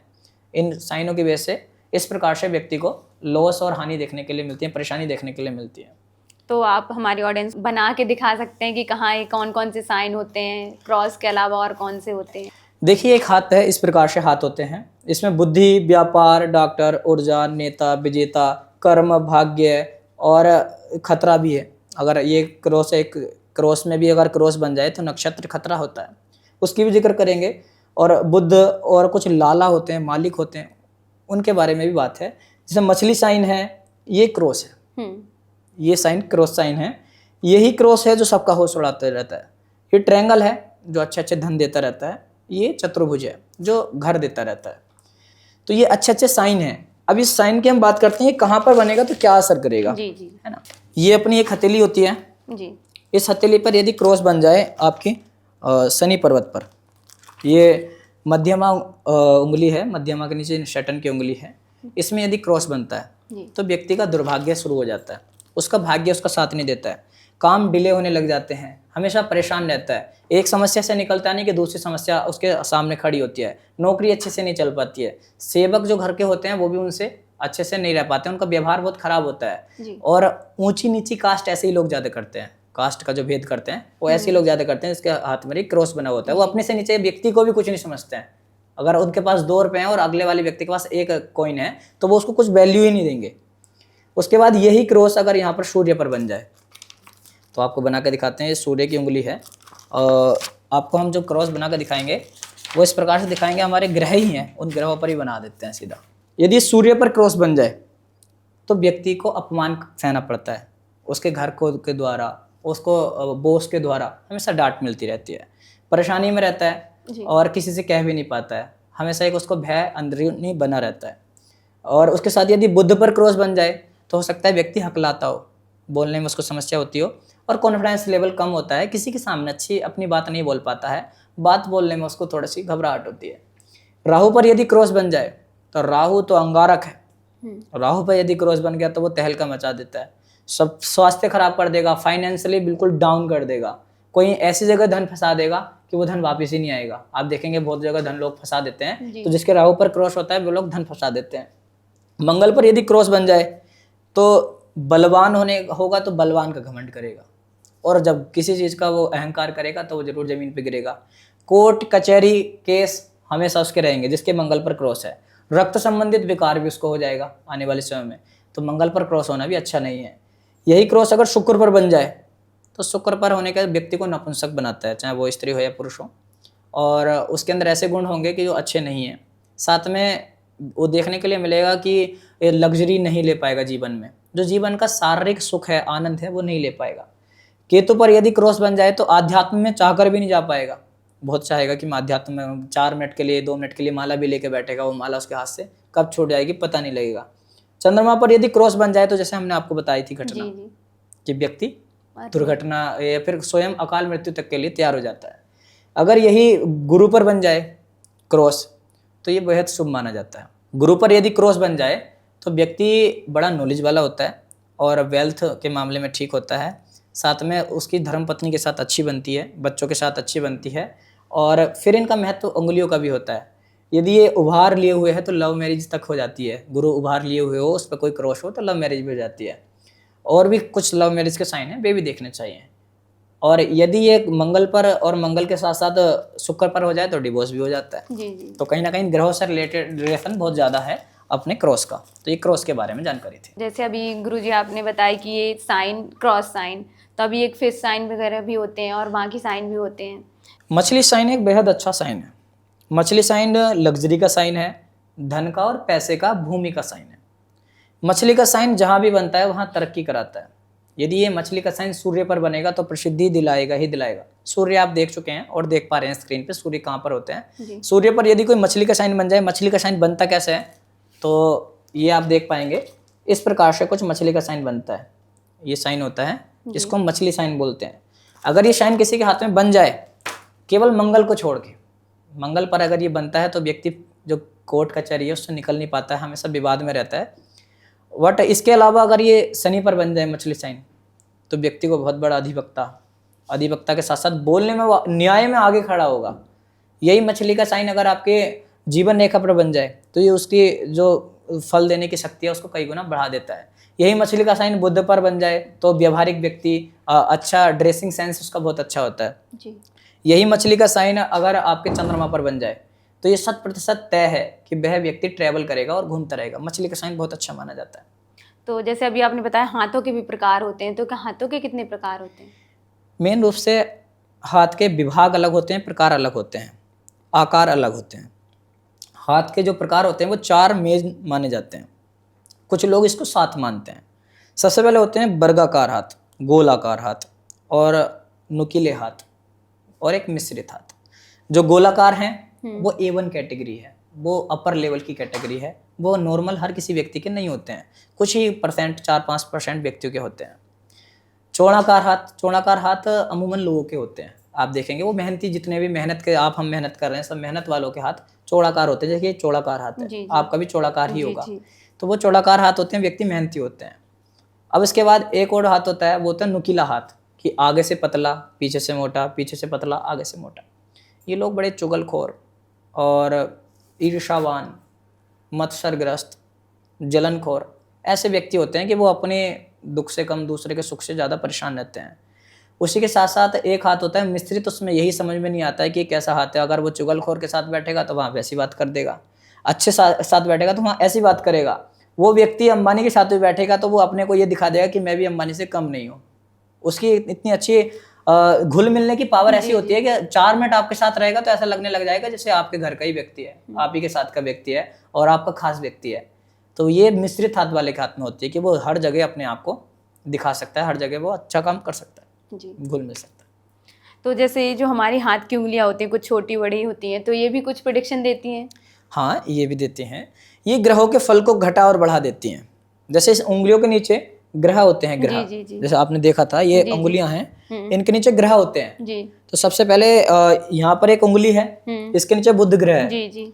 यदि ये उंगली लंबी है तो बुध बुद्धि का कारक है, बुध व्यापार का कारक है। जब ये उंगली बढ़ेगी तो क्या होगा? और ज्यादा व्यापार बढ़ेगा, सीधी सी बात है। अब ये वाली उंगली प्रसिद्धि की है, ये उंगली बड़ी होगी तो क्या होगी? प्रसिद्धि बढ़ेगी। अब अगर ये उंगली ज्यादा छोटी होगी तो प्रसिद्धि नहीं बढ़ेगी। ये उंगली बढ़ेगी तो ये बृहस्पति की उंगली है, ये ज्ञान की उंगली है। ये लंबी होगी तो व्यक्ति ज्ञानी होगा, लेकिन ज्ञानी के साथ साथ ईगो वाला होगा। एक बोधारो मत्सराग्रस्ता प्रभव इसमें दूषिता अबोधो पहस्ताश्चान्य ज्ञान जीर्ण मंगे शुभाषितम। ये नीति शतक में भर्तृहरि जी ने लिखा है कि बोधारो मत्सरग्रस्ता, जो बोधार जानकार लोग हैं वो मत्सर से ग्रस्त होते हैं। आप देखेंगे एक इंस्टीट्यूट वाला दूसरे इंस्टीट्यूट को गलत ही बताएगा, अपने को अच्छा बताएगा हमेशा। तो पढ़े लिखे लोग कहीं ना कहीं मत्सर से ग्रस्त हो जाते हैं। तो वो जो मत्सर होता है वो इसी उंगली से होता है। ये बुध की उंगली जुपिटर पर, यदि जुपिटर की उंगली काफ़ी लंबी हो और आपके रिंग फिंगर छोटी हो तो व्यक्ति मत्सर से ग्रस्त होता है, हमेशा दूसरों से जलनखोर और ईर्ष्या वाला होता है। तो ऐसा होना नहीं चाहिए व्यक्ति को, क्योंकि उसके अंदर ज्ञान है, उस ज्ञान का ही उसको अहंकार रहता है। तो ये उंगली बड़ी होने में, वेल्थ के मामले में अच्छी है, और चीज़ों के मामले में अच्छी है, कहीं ना कहीं धन भी दिला देगी, अच्छा संतान भी दे देगी, लेकिन ईगो व्यक्ति के अंदर ले आएगी। उसको जरा सी बात अगर कोई कह दे तो फिर वो उस काम को छोड़ने के लिए तैयार हो जाएगा, चाहे कितना ही घाटा हो जाए। तो ये थम का भी ऐसा ही है। थम यदि पीछे झुकेगा तो व्यक्ति साम दाम दंड भेद वाली अपनी नीति अपनाएगा। किसी से भी काम निकलवाना हो तो उसको भेज दो, चुटकियों में काम निकलवा लेगा। अब क्या होता है कि कभी कभी ऐसा होता है कि काम नहीं बनने होते हैं किसी के, वह बहुत ज़्यादा जाता है तो उसके काम नहीं बनते हैं। तो जिसकी ये पर्वत उठा हुआ हो जुपिटर, उस व्यक्ति को अगर वो अपने साथ ले जाए तो उसके काम बनने स्टार्ट हो जाएंगे। तो जैसे किसी की ये 2 उंगलियां रिंग फिंगर होती है, जो इंडेक्स फिंगर होती है, वो दोनों सेम हाइट की होती है, तो उनका क्या होता है? सेम हाइट वाले बैलेंस रहते हैं, पॉपुलैरिटी भी पचा लेते हैं और सम्मान सब पचा लेते हैं। वो धन भी कभी ज़्यादा स्वैप नहीं करते, दिखाते नहीं हैं, बिल्कुल डाउन टू बर्थ, बढ़िया रहते हैं, अच्छे रहते हैं। बट ये पीछे के लिए अगर झुक जाएं तब व्यक्ति को गड्ढे में डाल देती है। ये स्ट्रेट एकदम सीधी होनी चाहिए, चाहे ये छोटी हो चाहे बड़ी हो। ज़्यादा बड़ी है तो व्यक्ति बहुत ज़्यादा विचार करता रहता है, सोचता रहता है, ख्याली पुलाव में रहता है, करता कुछ नहीं है। और इसी तरीके से आप देखेंगे यदि किसी का ये जो भाग है, ये 3 भाग होते हैं, कराग्रे बस्ते लक्ष्मी। यहाँ से जो जड़ से आगे का भाग है वो कराग्रे बस्ते लक्ष्मी, लक्ष्मी का भाव है, सोचने बचाने का, योजना का भाव है। व्यक्ति की कैसी योजना होगी आप उसकी केवल ये उंगली देख लीजिए। पहले लोग बताएं इसका क्या उपयोग करते थे। किसी के साथ व्यापार करना हो, किसी के साथ डील करना हो, किसी के साथ शादी करनी हो, कुछ करनी हो, तो पहले उसके हाथ और उसके लक्षण देखते थे। तो कुछ महिलाएं आज भी देखती हैं, आप देखेंगे जैसे शादी के लिए लड़कियां देखते हैं तो उनकी पैरों की अंगुलियों में गैप तो नहीं है, उनकी पैरों की उंगली बड़ी है या छोटी है। आप अपनी दादी इत्यादि को देखेंगे, वो इन चीज़ों का बड़ा ध्यान रखते थे लक्षण शास्त्र के अकॉर्डिंग। और देखते थे कि भाई नक्शा क्या होता है, कहते हैं ना नैन नक्शे अच्छे होने चाहिए। नक्शा क्या है? नक्शा एक लक्षण शास्त्र है। नक्शे का अर्थ कहते हैं सिक्का बहुत अच्छा है, आपने सुना होगा, सिक्का नाम सुना होगा कि उसका सिक्का बहुत अच्छा है, तो एक लक्षण शास्त्र है। जब फेस रीडिंग वाले भी आपने बुलाए थे, उन्होंने आपको इसके बारे में जानकारी दी होगी। तो शरीर के अंदर कुछ ऐसे कहते हैं तिल है तो ये होगा, और आपकी नाक लंबी है तो आपके अंदर ऐसी तर्क करने की बहुत ज़्यादा क्षमता होगी कि आप हमेशा हर चीज़ में तर्क करेंगे, है नहीं। आपकी जो आँखें हैं वो बहुत मोटी हैं या पतली हैं, या फिर आप चलने का तरीका बता देता है कि आप कैसे हैं।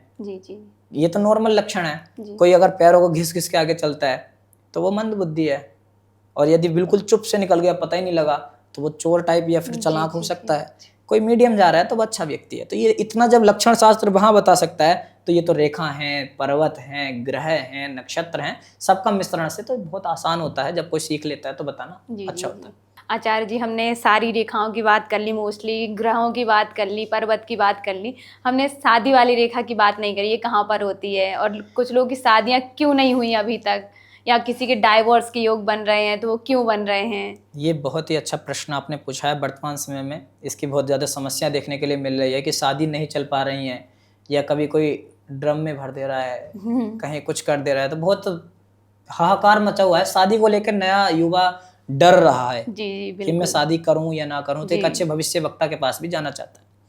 इसमें क्या करना चाहिए? सबसे पहले तो आप शादी की रेखा स्पष्ट और सीधी हो आपकी, जैसे आप हमारे हाथ में देख पाएंगे एक ही रेखा स्पष्ट और सीधी है, तो व्यक्ति ज़्यादा किसी से कोई संपर्क नहीं रखता है, केवल अपने काम से मतलब रखता है और अपने पत्नी को अच्छे से रखता है। किसी के भी हाथ में यदि एक रेखा है तो उसके ज़्यादा संपर्क इधर उधर नहीं होते हैं, वो अच्छा माना जाता है। और यदि किसी के यहाँ पर ज़्यादा रेखाएं हैं तो ये 100% तय है कि उसका संपर्क होगा ही होगा कहीं ना कहीं। ये शादी के पहले या शादी के बाद? शादी के बाद भी देख सकते हैं। यदि ये बड़ी रेखा है उसके ऊपर एक और रेखा है छोटी रेखा, ऐसे आपको समझ नहीं आ रहा होगा, ड्रॉ करके बताते हैं। उसके बाद बताएंगे आपको ये क्या चक्कर है कि डिवोर्स क्यों हो रहे हैं। डिवोर्स का भी तो बहुत ज्यादा आजकल ट्रेंड चल रहा है ना, कि बड़े बड़े युजवेंद्र चहल जैसों की पत्नी और हार्दिक पांड्या और शिखर धवन, इनकी पत्नी भी इनसे डिवोर्स ले रहे हैं क्योंकि इन पे पैसे की तो कमी है नहीं। तो अब देखते हैं, देखिए एक्स्ट्रा मैरिटल अफेयर यहाँ पर देखा जाता है। अब ये रेखा बड़ी है शादी की, तो ये आपकी शादी कराएगी। यहाँ पर आपकी 0 वर्ष होती है, यहाँ पर आपकी 50 वर्ष की उम्र होती है ऊपर वाले भाग में बुध की जड़ में। बीच में 25 वर्ष लगभग लोगों की शादी होती है व्यक्ति की, तो वहाँ पर रेखाएं निकल कर जाती हैं आगे। शादी की रेखा के लिए एक चीज़ और भी मायने रखती है कि आपका गुरु कैसा है, आपका क्योंकि आपके अंदर ज्ञान कितना है, आपके अंदर मेच्योरिटी कितनी है, आपके अंदर एक तरीके से एक निर्वाह करना है एक दूसरे के साथ, है नहीं, बॉन्डिंग अच्छी होनी चाहिए। तो जब तक ज्ञान नहीं होगा तो किसी की भी बात में आ जाएंगे, क्योंकि तीसरा ही शादी यहाँ ज़्यादातर टूटवाता है कोई। तो जब यदि ज्ञान का क्षेत्र अच्छा है, लड़की का ज्ञान का क्षेत्र यानी बृहस्पति अच्छा है, तो वो अपने परिवार को अच्छे से चला पाएगी। शुक्र अच्छा है तो कहीं ना कहीं शारीरिक एक्टिविटी वगैरह भी इसमें मायने रखती हैं, व्यक्ति के अंदर कितने क्या पावर है, क्या है ना। तो शुक्र यदि अगर गुरु दोनों अच्छे हैं और शादी की रेखा स्पष्ट है तो उस व्यक्ति की कभी शादी नहीं टूटेगी, ये मैं आज यहाँ पर बता रहा हूँ। और यदि इस रेखा में आगे जाकर इस प्रकार से जितनों की भी शादी टूटी हैं उनकी रेखाएं देख लीजिए, यहाँ पर इस प्रकार से रेखा इस प्रकार से बनी हुई होगी, उनकी ज़्यादातर शादियाँ चलती नहीं हैं, वो आगे जाकर टूट जाती हैं। और यदि इन पर कोई राहु रेखाएं इस प्रकार से काटें तो उस समय पर वो पत्नी उनके घर से चली जाती हैं, और बाद में हो सकता है कि जब ये रेखा का प्रभाव निकल जाए तो वो अपने कहीं घर चले जाएं या इधर उधर कहीं भी जाएं, वो वापस आ जाती हैं, या फिर उनके बहुत ज़्यादा झगड़ा हो जाता है लेकिन उनकी शादी टूटती नहीं है। यदि ये आगे से दो मुखी है तो शुरू में व्यक्ति एक दूसरे को पसंद नहीं करते हैं, लेकिन जैसे जैसे उनकी शादी आगे बढ़ती रहती है तो एक दूसरे को पसंद करने लग जाते हैं। ये थी शादी की बात। अब शादी चल क्यों नहीं रही है, ये तो एक मेथड था हस्तरेखा से जानने का। इसका एक और प्रकार है, शादी चल क्यों नहीं रही है, क्योंकि कुल मिलान हमारे, जब हम जैसे मुसलमान अपने मुस्लिम को सपोर्ट करता है, जैसे उनके ऊपर के हुक्म देते हैं वैसे वो काम करते हैं, तो हिंदुओं को भी अपने सनातन के धर्म को मानना चाहिए ना। उसमें वर्ण की बात कही गई कि अपनी वर्ण की जो लड़की है उसी से शादी करो, कन्या अपने वर्ण की होनी चाहिए और वर्ण के साथ साथ अपने गोत्र की नहीं होनी चाहिए। आजकल ना तो गोत्र का कोई ध्यान रख रहा है, ना कोई वर्ण का ध्यान रख रहा है, किसी से कहीं भी जहां मुंह उठाए शादी कर दी, और इस बात की परमिशन भारतीय कानून भी देता है। तो या तो जब हम अपने साधु की, संतों की, वेदों की, पुराणों की, सनातन की बात कोई नहीं मानेंगे तो फिर हम सनातनी कैसे? जब हम अपने सनातन की बात को मानने तैयार नहीं है, वेद की बात को मानने तैयार नहीं है, किसी आचार्य की बात को मानने के लिए तैयार नहीं है, तो फिर हम सनातनी किस बात के? हम तो ना इधर के हैं ना उधर के हैं, है ना। तो अपने सनातन की बात माननी चाहिए। अब तो अपने वंश, शादी में सबसे पहले वंश देखा जाता है, गुण मिलान से पहले कुल मिलान होता है। पहले नाई और पंडित दो लोग जाते थे और एक बार वरीय वधू देख के आ जाते थे। आप अपने कभी पिताजी से और इनसे पूछना। और वो शादी जीवन पर्यंत जब तक उसके डोली जाती थी और फिर अर्थी वहीं से उठती थी। वो घर पे आप देखेंगे कभी ऐसा नहीं होता था कि शादी टूट गई, डिवोर्स हो गया, डिवोर्स कुछ नहीं होता था। बढ़िया से आप, अब हमारी मम्मी, आपकी अम्मी रहती हैं, सबके लोग अच्छे से माता पिता रहते हैं। लेकिन आजकल क्या हो गया ऐसा? क्योंकि आजकल कुल मिलान नहीं है। कुल मिलान क्या होता है? कुलों का मिलान, कि उनका परिवार कैसा है, कैसे व्यक्तियों के साथ उनकी उठक बैठक है, और वे कौन लोग हैं, कैसे उनके वंश क्या रहा है। अब वंश के बारे में कुछ नहीं पता है, कुल खानदान के बारे में कुछ नहीं पता है। केवल आपने लड़की देखी, पसंद की और लव मैरिज शादी कर ली। क्या पता वो उसके कैसे गुण रहे हैं, क्योंकि पूर्वजों का भी तो हमारे पर अंश है, उनका भी तो हमारे पर अधिकार है। उनको हम शादी में पूजते हैं, देवता के नाम से पूजते हैं। भाई उनका अधिकार है, उनकी जमीनों हम ले रहे हैं, उनका कुछ ना कुछ वो हमारे लिए करके गए, तो उनका भी तो अधिकार आपकी शादी में बनता है। और जब आप शादी चटपट कर लेंगे, कोई पता ही नहीं, कोई कुल नहीं, कोई गुण नहीं, तो शादी टूटनी है। दूसरी चीज ये है कि जब कुल मिलान के बाद फिर गुण मिलान होते हैं। गुण मिलान में देखा जाता है कि नाड़ी एक तो नहीं है, बहुत सारी चीजें देखी जाती हैं। कुल भी मिल गया, अच्छा कुल है, जैसे आप राजपूत हैं, लड़का भी राजपूत है, अच्छा कुल है, आपका भी अच्छा कुल है, गुण भी अच्छे मिल रहे हैं। गुण और कुल के बाद एक और चीज देखी जाती है, नहीं चलेगी शादी अगर गुण कुल दोनों ही अच्छे हैं और फिर भी मुहूर्त का ध्यान नहीं रखते हैं। भैया पंडित जी ने कह दिया है 4 बजे शादी होनी है, 4 बजे मुहूर्त है, अब शादी हो रही है 6 बजे, तो 6 बजे शादी चलेगी थोड़ी ना, फिर वो तो 2 घंटे बाद मुहूर्त बदल जाता है, क्योंकि समय का ही तो देखना है। अच्छे खासे व्यक्तियों का समय ही तो खराब होता है। वे व्यक्ति तो ऐसे ही रहते हैं, हम और आप ऐसे ही रहेंगे। आज इतनी मेहनत कर रहे हो तो नहीं, क्योंकि अब देखो एक वीडियो डालते हो, अचानक से करोड़ों व्यूज आ जाते हैं, लाखों आ जाते हैं, तो समय की ही बात है वहां पे कि क्या समय। रॉकेट उड़ाने से पहले मुहूर्त निकाला जाता है। वो तो विज्ञान है, विज्ञान तो मानता नहीं है, भगवान को भी नहीं मानता है विज्ञान, लेकिन वैज्ञानिक भी सबसे पहले उसका मुहूर्त निकालते हैं कि किस समय पर जाएंगे, क्योंकि ये तो एस्ट्रोलॉजी का विषय है ना, कि कौन सा ग्रह पे कहाँ होगा। वो गलत बताते हैं, उनको पता ही नहीं रहता है कि चंद्र ग्रहण कब है। उनसे पूछो कि आज से 10 साल बाद, 5 साल बाद कब होगा सूर्य ग्रहण, नहीं पता उन्हें। उनसे पूछो कि आज से 10,000 साल बाद क्या होगा, उन्हें नहीं पता। पूछो आज से 5,000 साल पहले ग्रह कहाँ थे। हमारे पास हमारे रामचंद्र जी के ग्रह भी हमें पता है कि कहाँ थे, उनकी कुंडली में कौन सा प्लेनेट के स्थान कहाँ पे था, कब उस समय सूर्य ग्रहण हुआ, कब चंद्र ग्रहण हुआ, हमें वहां तक की पता है।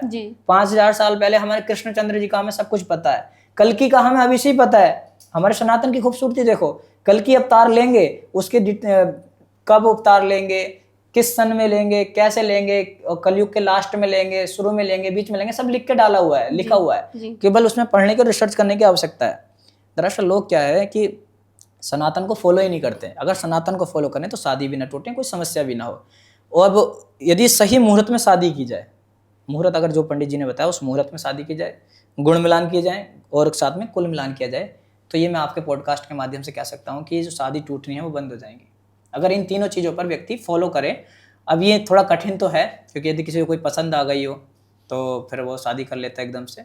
उसको पसंद आने से पहले भी कुछ चीज़ों का तो ध्यान रखना ही चाहिए कि वो किस कुल की है, हम किस कुल के हैं, कैसे, ये सब चीज़ों का ध्यान रखना चाहिए। तो आचार्य जी, जैसे अभी आपने बताया कि ये शादी की रेखाएं होती हैं, तो इसमें शादी की रेखा को देखकर ये बताया जा सकता है कि उसकी लव मैरिज होगी या अरेंज मैरिज होगी? देखिए, अब लव मैरिज और अरेंज मैरिज जैसा कुछ रह ही नहीं गया है। अरेंज मैरिज भी लव ही मैरिज है, क्योंकि आज से जब सगाई होती है तो जब ये आप फ़ोन वगैरह आदान प्रदान हो जाते हैं, बातें होने लग जाती हैं, सब क्या लेना है, क्या देना है, आपकी क्या हॉबी है, हमारी क्या हॉबी है, आप क्या खाते हैं, आप क्या पीते हैं, सारी बात तो हो जाती हैं। पहले ऐसा नहीं होता था।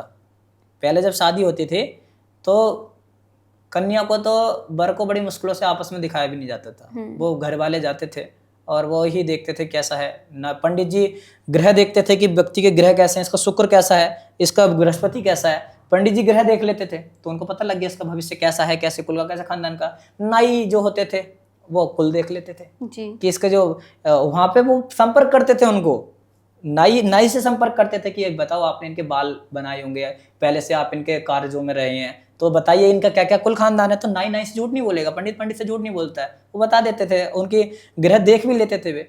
तो तब ये बॉन्डिंग अच्छी चलती थी, तभी ये बात बनती थी। इसी प्रकार से आगे देखना चाहिए और चलना चाहिए। अब नाई पंडित जी वाला तो आएगा नहीं, अब वो तो कल्चर जो जाता है वो चला ही जाता है।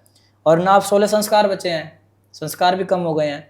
पितरों के लिए कोई कुछ करना नहीं चाहता है, तो पितर अशांत रहते हैं, तब भी दिक्कतें होती हैं। शादी अगर बचानी है तो कभी भी समय है, मुहूर्त के हिसाब से काम करना चाहिए और अपने कुल से ही शादी करनी चाहिए, दूसरे कुल में शादी नहीं करनी चाहिए। और साथ में अपने गुण भी मिलवान लेने चाहिए, गुण, कुल और ये सब चीज़ें मिला के करोगे तो अच्छा रहेगा। बट आचार्य, जैसे आज के समय में देख रहे हैं लोग, इतना सब मिलाने के बाद भी किसी की शादी अच्छी नहीं चलती है, क्लेश होते रहते हैं।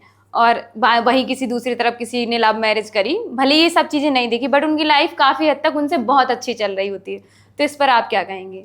लव मैरिज उठाइए, आप रिकॉर्ड निकालिए लव मैरिज के, अरेंज मैरिज देखिए जिनका कुल गुण अच्छे से मिले हुए हों, और फिर आप इसकी जब स्कीम पूरी तैयार कर लें तब मेरे को बताना कि कितनी लव मैरिज सफल हुई हैं और कितनी अरेंज मैरिज सफल हुई हैं। आप एक ओवरऑल बोल रहे हैं? हाँ जी, आप जब आंकड़ा निकालेंगे तो आपको देखेंगे कि 60% से 70% जो टूटती हैं वो लव मैरिज टूटती हैं, अरेंज मैरिज चल जाती हैं, क्योंकि उसमें कोई ना कोई बिचौलिया भी होता है बीच में जो शादी करवाता है, वो भी समझाता है दोनों तरफ से कि अगर ये कोई गलती इसने की है तो इसको आप यहाँ पर सुधार कीजिए।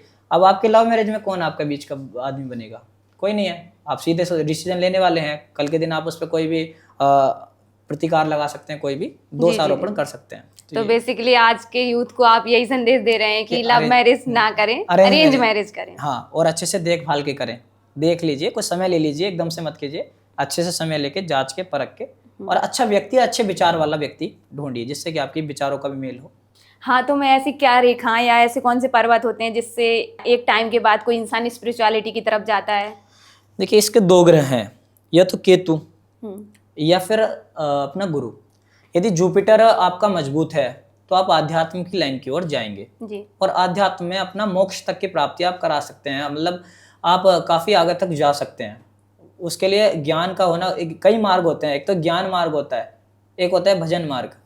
अगर आपका गुरु अच्छा है, गुरु बोले तो जुपिटर अच्छा है, तो आप ज्ञान मार्ग से आगे जाएंगे, जैसे गीता पढ़ेंगे और सूक्त पढ़ेंगे और ब्रह्म सूक्त इत्यादि पढ़ेंगे, धर्म के माध्यम से आगे जाएंगे। एक होता है भजन मार्ग जी। यदि आपका केतु अच्छा है तो आप भजन मार्ग से आगे जाएंगे, आप वैराग्य की ओर बढ़ेंगे। और शनि भी कभी कभी वैराग्य की तरफ व्यक्ति को ले जाता है। तो ये 3 ग्रह देखने होते हैं। अगर ये तीनों ग्रह आपके अच्छे हैं, जिसमें से कौन सा ग्रह सबसे अच्छा है वो आप चेक कर लीजिए। अच्छे का अर्थ है उभार लिया हुआ या दबा हुआ है, उस पर कोई क्रॉस नहीं है, उसका कलर, ये सब चीज़ आप चेक करेंगे तो आप आराम से जान सकते हैं कि आप किस तरीके से स्पिरिचुअलिटी में अपने अपने आध्यात्म के क्षेत्र में आगे जा सकते हैं। तो जैसे अभी महाकुंभ हुआ था, सबने सुना है IIT बाबा और मोनालिसा के बारे में, उनको अचानक से फेम मिला और अब शायद IIT बाबा उतने लोग अब उनको उतना फेम नहीं मिल रहा है, उतना नहीं है हाँ, उनका। उनका अपयश हो गया है, यश से अपयश हो गया है। देखिए ऐसा होता है, जब भी कोई व्यक्ति अचानक से ऊपर के लिए जाता है तो अचानक से नीचे भी गिरता है। एक होता है अगर आप पहली सीढ़ी पे चढ़ के दूसरी पे चढ़ेंगे तो ठीक है, अब सीधा आप छत में जाना चाहेंगे एक ही बिना सीढ़ी के, तो क्या होगा, या तो आप किसी को पहुंचा देगा तो नीचे तो गिर के ही आओगे। जब सीढ़ी बनी नहीं है, आप उस लेवल तक के लिए आपने योग्यता आपके पास नहीं है और आप उस लेवल पर हैं, तो वो लेवल से कभी ना कभी आप जरूर गिरेंगे। ठीक है, फिर ये अगर हम ग्रह के अकॉर्डिंग देखते हैं तो सबसे पहले इसका कारक होता है सूर्य। सूर्य ग्रह अपमान का भी कारक होता है, सम्मान का भी कारक होता है।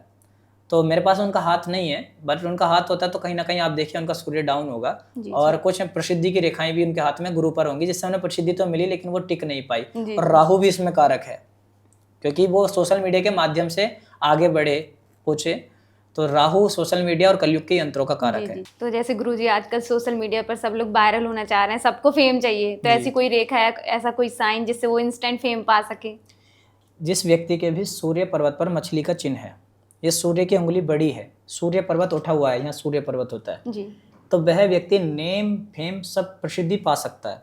वो जिस फील्ड में जाएगा तरक्की करेगा, और खासकर अगर मीडिया के फील्ड में आना है या सोशल मीडिया पे काम करना है तो बुध और राहु का मजबूत होना भी बहुत आवश्यक है। बुध ग्रह और राहु ग्रह सूर्य ग्रह जिसके साथ देंगे वो लंबे समय तक यहाँ पर टिका रहेगा। और अगर किसी को लग्जरी चाहिए, बिल्कुल लग्जरी लाइफ चाहिए, तो ऐसे इसके लिए कोई साइन? देखिए लग्जरी कई प्रकार की होती हैं। अगर आप धन वाली लग्जरी की बात कर रहे हैं तो जिस व्यक्ति का ये शुक्र पर्वत उठा हुआ होगा उस पर ना तो भूमि की कमी होगी, ना भवन की कमी होगी, ना वाहन की कमी होगी, और ना ही पैसे और ये नाम शोहरत सब उसके पास रहेगा। लग्जरी जीवन जिएगा वो, यानी कि वो किसी भी चीज़ को अगर खरीदना चाहेगा तो खरीद लेगा, वो लग्जरी होती है। वो सोचे विचारेगा कम, तो वो लग्जरी मिलती है शुक्र से। यदि शुक्र पर कोई मछली का चिन्ह बन जाए, या शुक्र पर कोई स्वस्ति का चिन्ह बन जाए, या शुक्र पर कोई शुभ चिन्ह बन जाए, और भी शुभ चिन्ह होते हैं, कोई लाल तिल बन जाए, तो व्यक्ति लग्जरी को जिएगा। और ऐसी कोई रेखा या ऐसा कोई साइन जो इंसान को करोड़पति बना दे इंस्टेंटली? ये तो वायरल सवाल है। ये आजकल सब में करोड़पति ही, आप टाइटल टैग डिस्क्रिप्शन सब चीज़ें देखेंगे, लोगों के क्या रहता है, करोड़पति बनना है, करोड़पति बनना है। करोड़पति एक छोटा सा शब्द है, करोड़पति से ऊपर अरबपति भी होता है, खरबपति भी बहुत व्यक्ति हैं, और उससे ऊपर भी व्यक्ति हैं। जी जी जी। तो करोड़पति बनना ज़्यादा बड़ी बात नहीं है। करोड़पति बनने के लिए अगर आपकी हथेली गुलाबी है, और गुलाबी के साथ साथ उठी हुई है, गोलाकार है, गोलाकार होने के साथ साथ इस पर रेखाएं, राहु रेखाएं ज़्यादा नहीं काट रही हैं, तो करोड़पति बनना कोई बड़ी बात नहीं है। व्यक्ति अपने फील्ड में मेहनत करके करोड़पति बन सकता है। जैसे कोई बच्चा है, वो पढ़ रहा है 10th के बाद, वो कैसे चूज करे कि उसको साइंस लेनी है या फिर कॉमर्स लेनी है, किस डायरेक्शन में जाए वो? देखिए 10th तक तो अभी वैसे भी वो बच्चा है, तो अभी उसको अपनी हॉबीज देखनी चाहिए। उसको देखना चाहिए कि मुझे कौन सा विषय पसंद है, विषय के अकॉर्डिंग जिसमें उसकी बुद्धि तर्क अच्छा चले, उसको वहाँ पर वो सेलेक्ट कर लेना चाहिए। घर को के प्रभाव से आके या किसी टीचर आदि के उसमें नहीं आना चाहिए। उसको जो अच्छा लगता हो वो विषय लेना चाहिए। अब उसको कौन सा विषय अच्छा लगेगा वो ग्रहों पर निर्धारित है। जैसे कि शुक्र है पे, और सूर्य, चंद्रमा सब हैं, जहाँ उसकी रेखा निर्वाह कर रही होगी, प्रवाह कर रही होगी, जिधर के लिए उसकी भाग्य रेखा जा रही होगी, फेट लाइन, वो उसी को चूज करेगा। अगर वो गलत डायरेक्शन चूज करता है या उसको कोई दबाव बनाया जाता है तो वो आगे कामयाबी में उसको रुकावट पैदा करेगा। तो जैसे कोई यूपीएससी वगैरह की तैयारी कर रहा है, तो कोई साइन या कुछ रेखा जो उसको पता चल जाए कि मेरा निकल ही जाएगा? देखो किसी को अगर आप ये पता करना है कि मेरा यूपीएससी में बढ़िया से अच्छे से मेरे नाम आएगा, नंबर आएगा, या मैं नेम फेम यूपीएससी में पाऊंगा, आईएएस, पीसीएस, जज, कलेक्टर बनने के लिए, तो इसके लिए आपको देखना है कि ये मछली का साइन होना चाहिए आपके जो गुरु पर्वत है जुपिटर पे, और सूर्य की उंगली बड़ी होनी चाहिए। सूर्य पर भी एक मछली का साइन हो, या फिर मछली होती ही है सूर्य पे, देखने की लेंस से देखी जाती है। इस पर अगर शुभ चिन्ह हो या फिर कोई स्वस्ति का चिन्ह हो, गुरु और सूर्य ये दोनों अच्छे हैं। प्लस इसके साथ में हथेली गोलाकार है, बहुत सारे नियम लगेंगे। हथेली गोलाकार हो और हाथ उठा हुआ हो, और साथ में इसमें कोई अशुभ चिन्ह ना हो, हाथ काला ना हो, इनके बीच में गैप ना हो। साथ में मंगल इसका कहीं ना कहीं बल का कारक है, सुरक्षा का भी काम होता है ना आईएएस पीसीएस का। तो मंगल उठा हुआ हो, मंगल पर कोई क्रॉस इत्यादि ना हो, तो ये कहा जा सकता है कि आईएएस पीसीएस बनने के उसके पूर्ण योग है। जी। जैसे आजकल लोग गर्लफ्रेंड बॉयफ्रेंड बना लेते हैं, तो कोई है रिलेशनशिप में, तो वो कैसे पता करे कि उसको ब्रेकअप नहीं होगा या उसकी लॉन्ग टर्म में चलेगी? तो वो अपनी लड़की के हाथ में या वो लड़की लड़के के हाथ में क्या देखे? ब्रेकअप का मतलब धोखा, कि वो सामने वाला पार्टनर आपको चीट करेगा कि नहीं करेगा, ये आपको जानना है। तो इसमें आप देख लीजिए उसकी हार्ड लाइन कैसी है। अभी हृदय से ही तो चीट करेगा, वो आपके हृदय के साथ खेलेगा।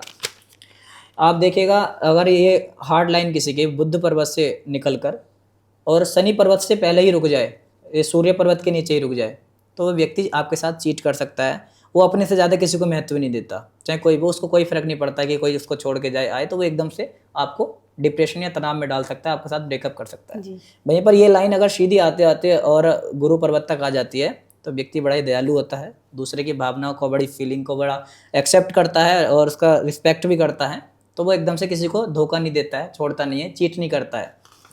जैसे अभी मान लीजिए मुझे शादी करनी है, तो मैं ऐसा क्या देखूं अपने होने वाले हस्बैंड के हाथ में या कुछ कि वे मेरे लिए सही पार्टनर है?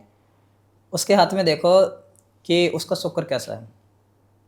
शुक्र अगर उसका अच्छा है, शुक्र पर्वत उठा हुआ है। हृदय रेखा देखो, हृदय से कैसा व्यक्ति है।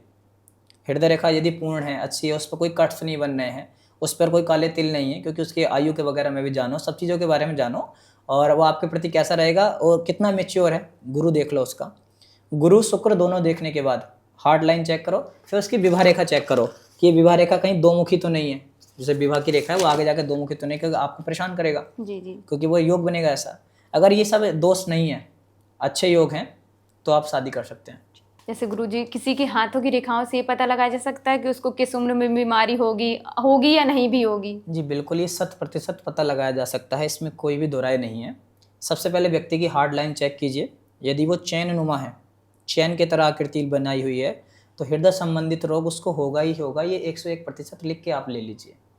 किसी की यदि मस्तिष्क रेखा चैन नुमा है, कटी हुई है, टूटी हुई है, तो मस्तिष्क से संबंधित उसको रोग होना ही होना है।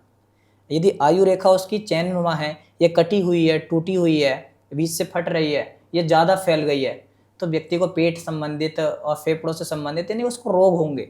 तो ये अगर रेखा, तीनों रेखा कहीं ना कहीं इनबैलेंस होती हैं, तो व्यक्ति को उससे रिलेटेड योग और रोग होंगे। जैसे रोग जो होगा वो उस रेखा से रिलेटेड होगा। जैसे माना गुरु पर्वत पर अगर होगा, क्योंकि पर्वत पर भी माना जाता है, तो पेट से संबंधित समस्या देगा। सूर्य पर होगा, सर से संबंधित समस्या देगा। वहीं पर अगर शनि पर होगा तो पैरों से संबंधित समस्या देगा। और यदि उसका हमेशा मन विचलित रहेगा, मानसिक परेशानी रहेगी, तनाव वगैरह रहेगा, यदि चंद्रमा खराब है तो। ये जो रोग हैं ये ग्रहों पर डिपेंड है, कौन सा ग्रह आपका खराब है, इनबैलेंस है, उसके अकॉर्डिंग आपको अशुभ फल मिलेगा। तो जैसे अभी किसी को मान लीजिए शादी के बाद बच्चे नहीं हो रहे हैं, तो उनका कौन सा ग्रह खराब होता है, या फिर पाम रीडिंग से वो पता लगाया जा सकता है कि इनको होंगे बच्चे या नहीं होंगे? देखिए ये एक बहुत जटिल सवाल है, क्योंकि बच्चों के लिए माँ और बाप दोनों के हाथ देखने होते हैं, दोनों के हाथ की अच्छी अच्छी प्रति चाहिए होती हैं। उसके बाद भी इसमें ये चेक करना पड़ता है कि इनके बृहस्पति कैसे हैं, क्योंकि संतान के कारक हैं, सुख के कारक हैं। संतान भी एक बहुत बड़ा सुख है, किसी का खुद का बच्चा हो तो वो अलग ही सुख है। संतान सुख के कितने चांस हैं, फिर उनके अंदर काबिलियत है बच्चा पैदा करने की या नहीं। मेन चीज़ ये भी देखी जाती है कि उनके अंदर शुक्र मेन करके चेक किया जाता है, और उनको यदि शुक्र इनबैलेंस है तो आयुर्वेदिक दवाई लेके उनका उपाय किया जाता है। और यदि किसी को ऐसी समस्या है तो संपर्क भी कर सकता है, हमारे यहाँ आयुर्वेदिक दवाई भी हमारे दादा देते हैं। संतान गोपाल का पाठ भी कर सकते हैं, एक पाठ होता है।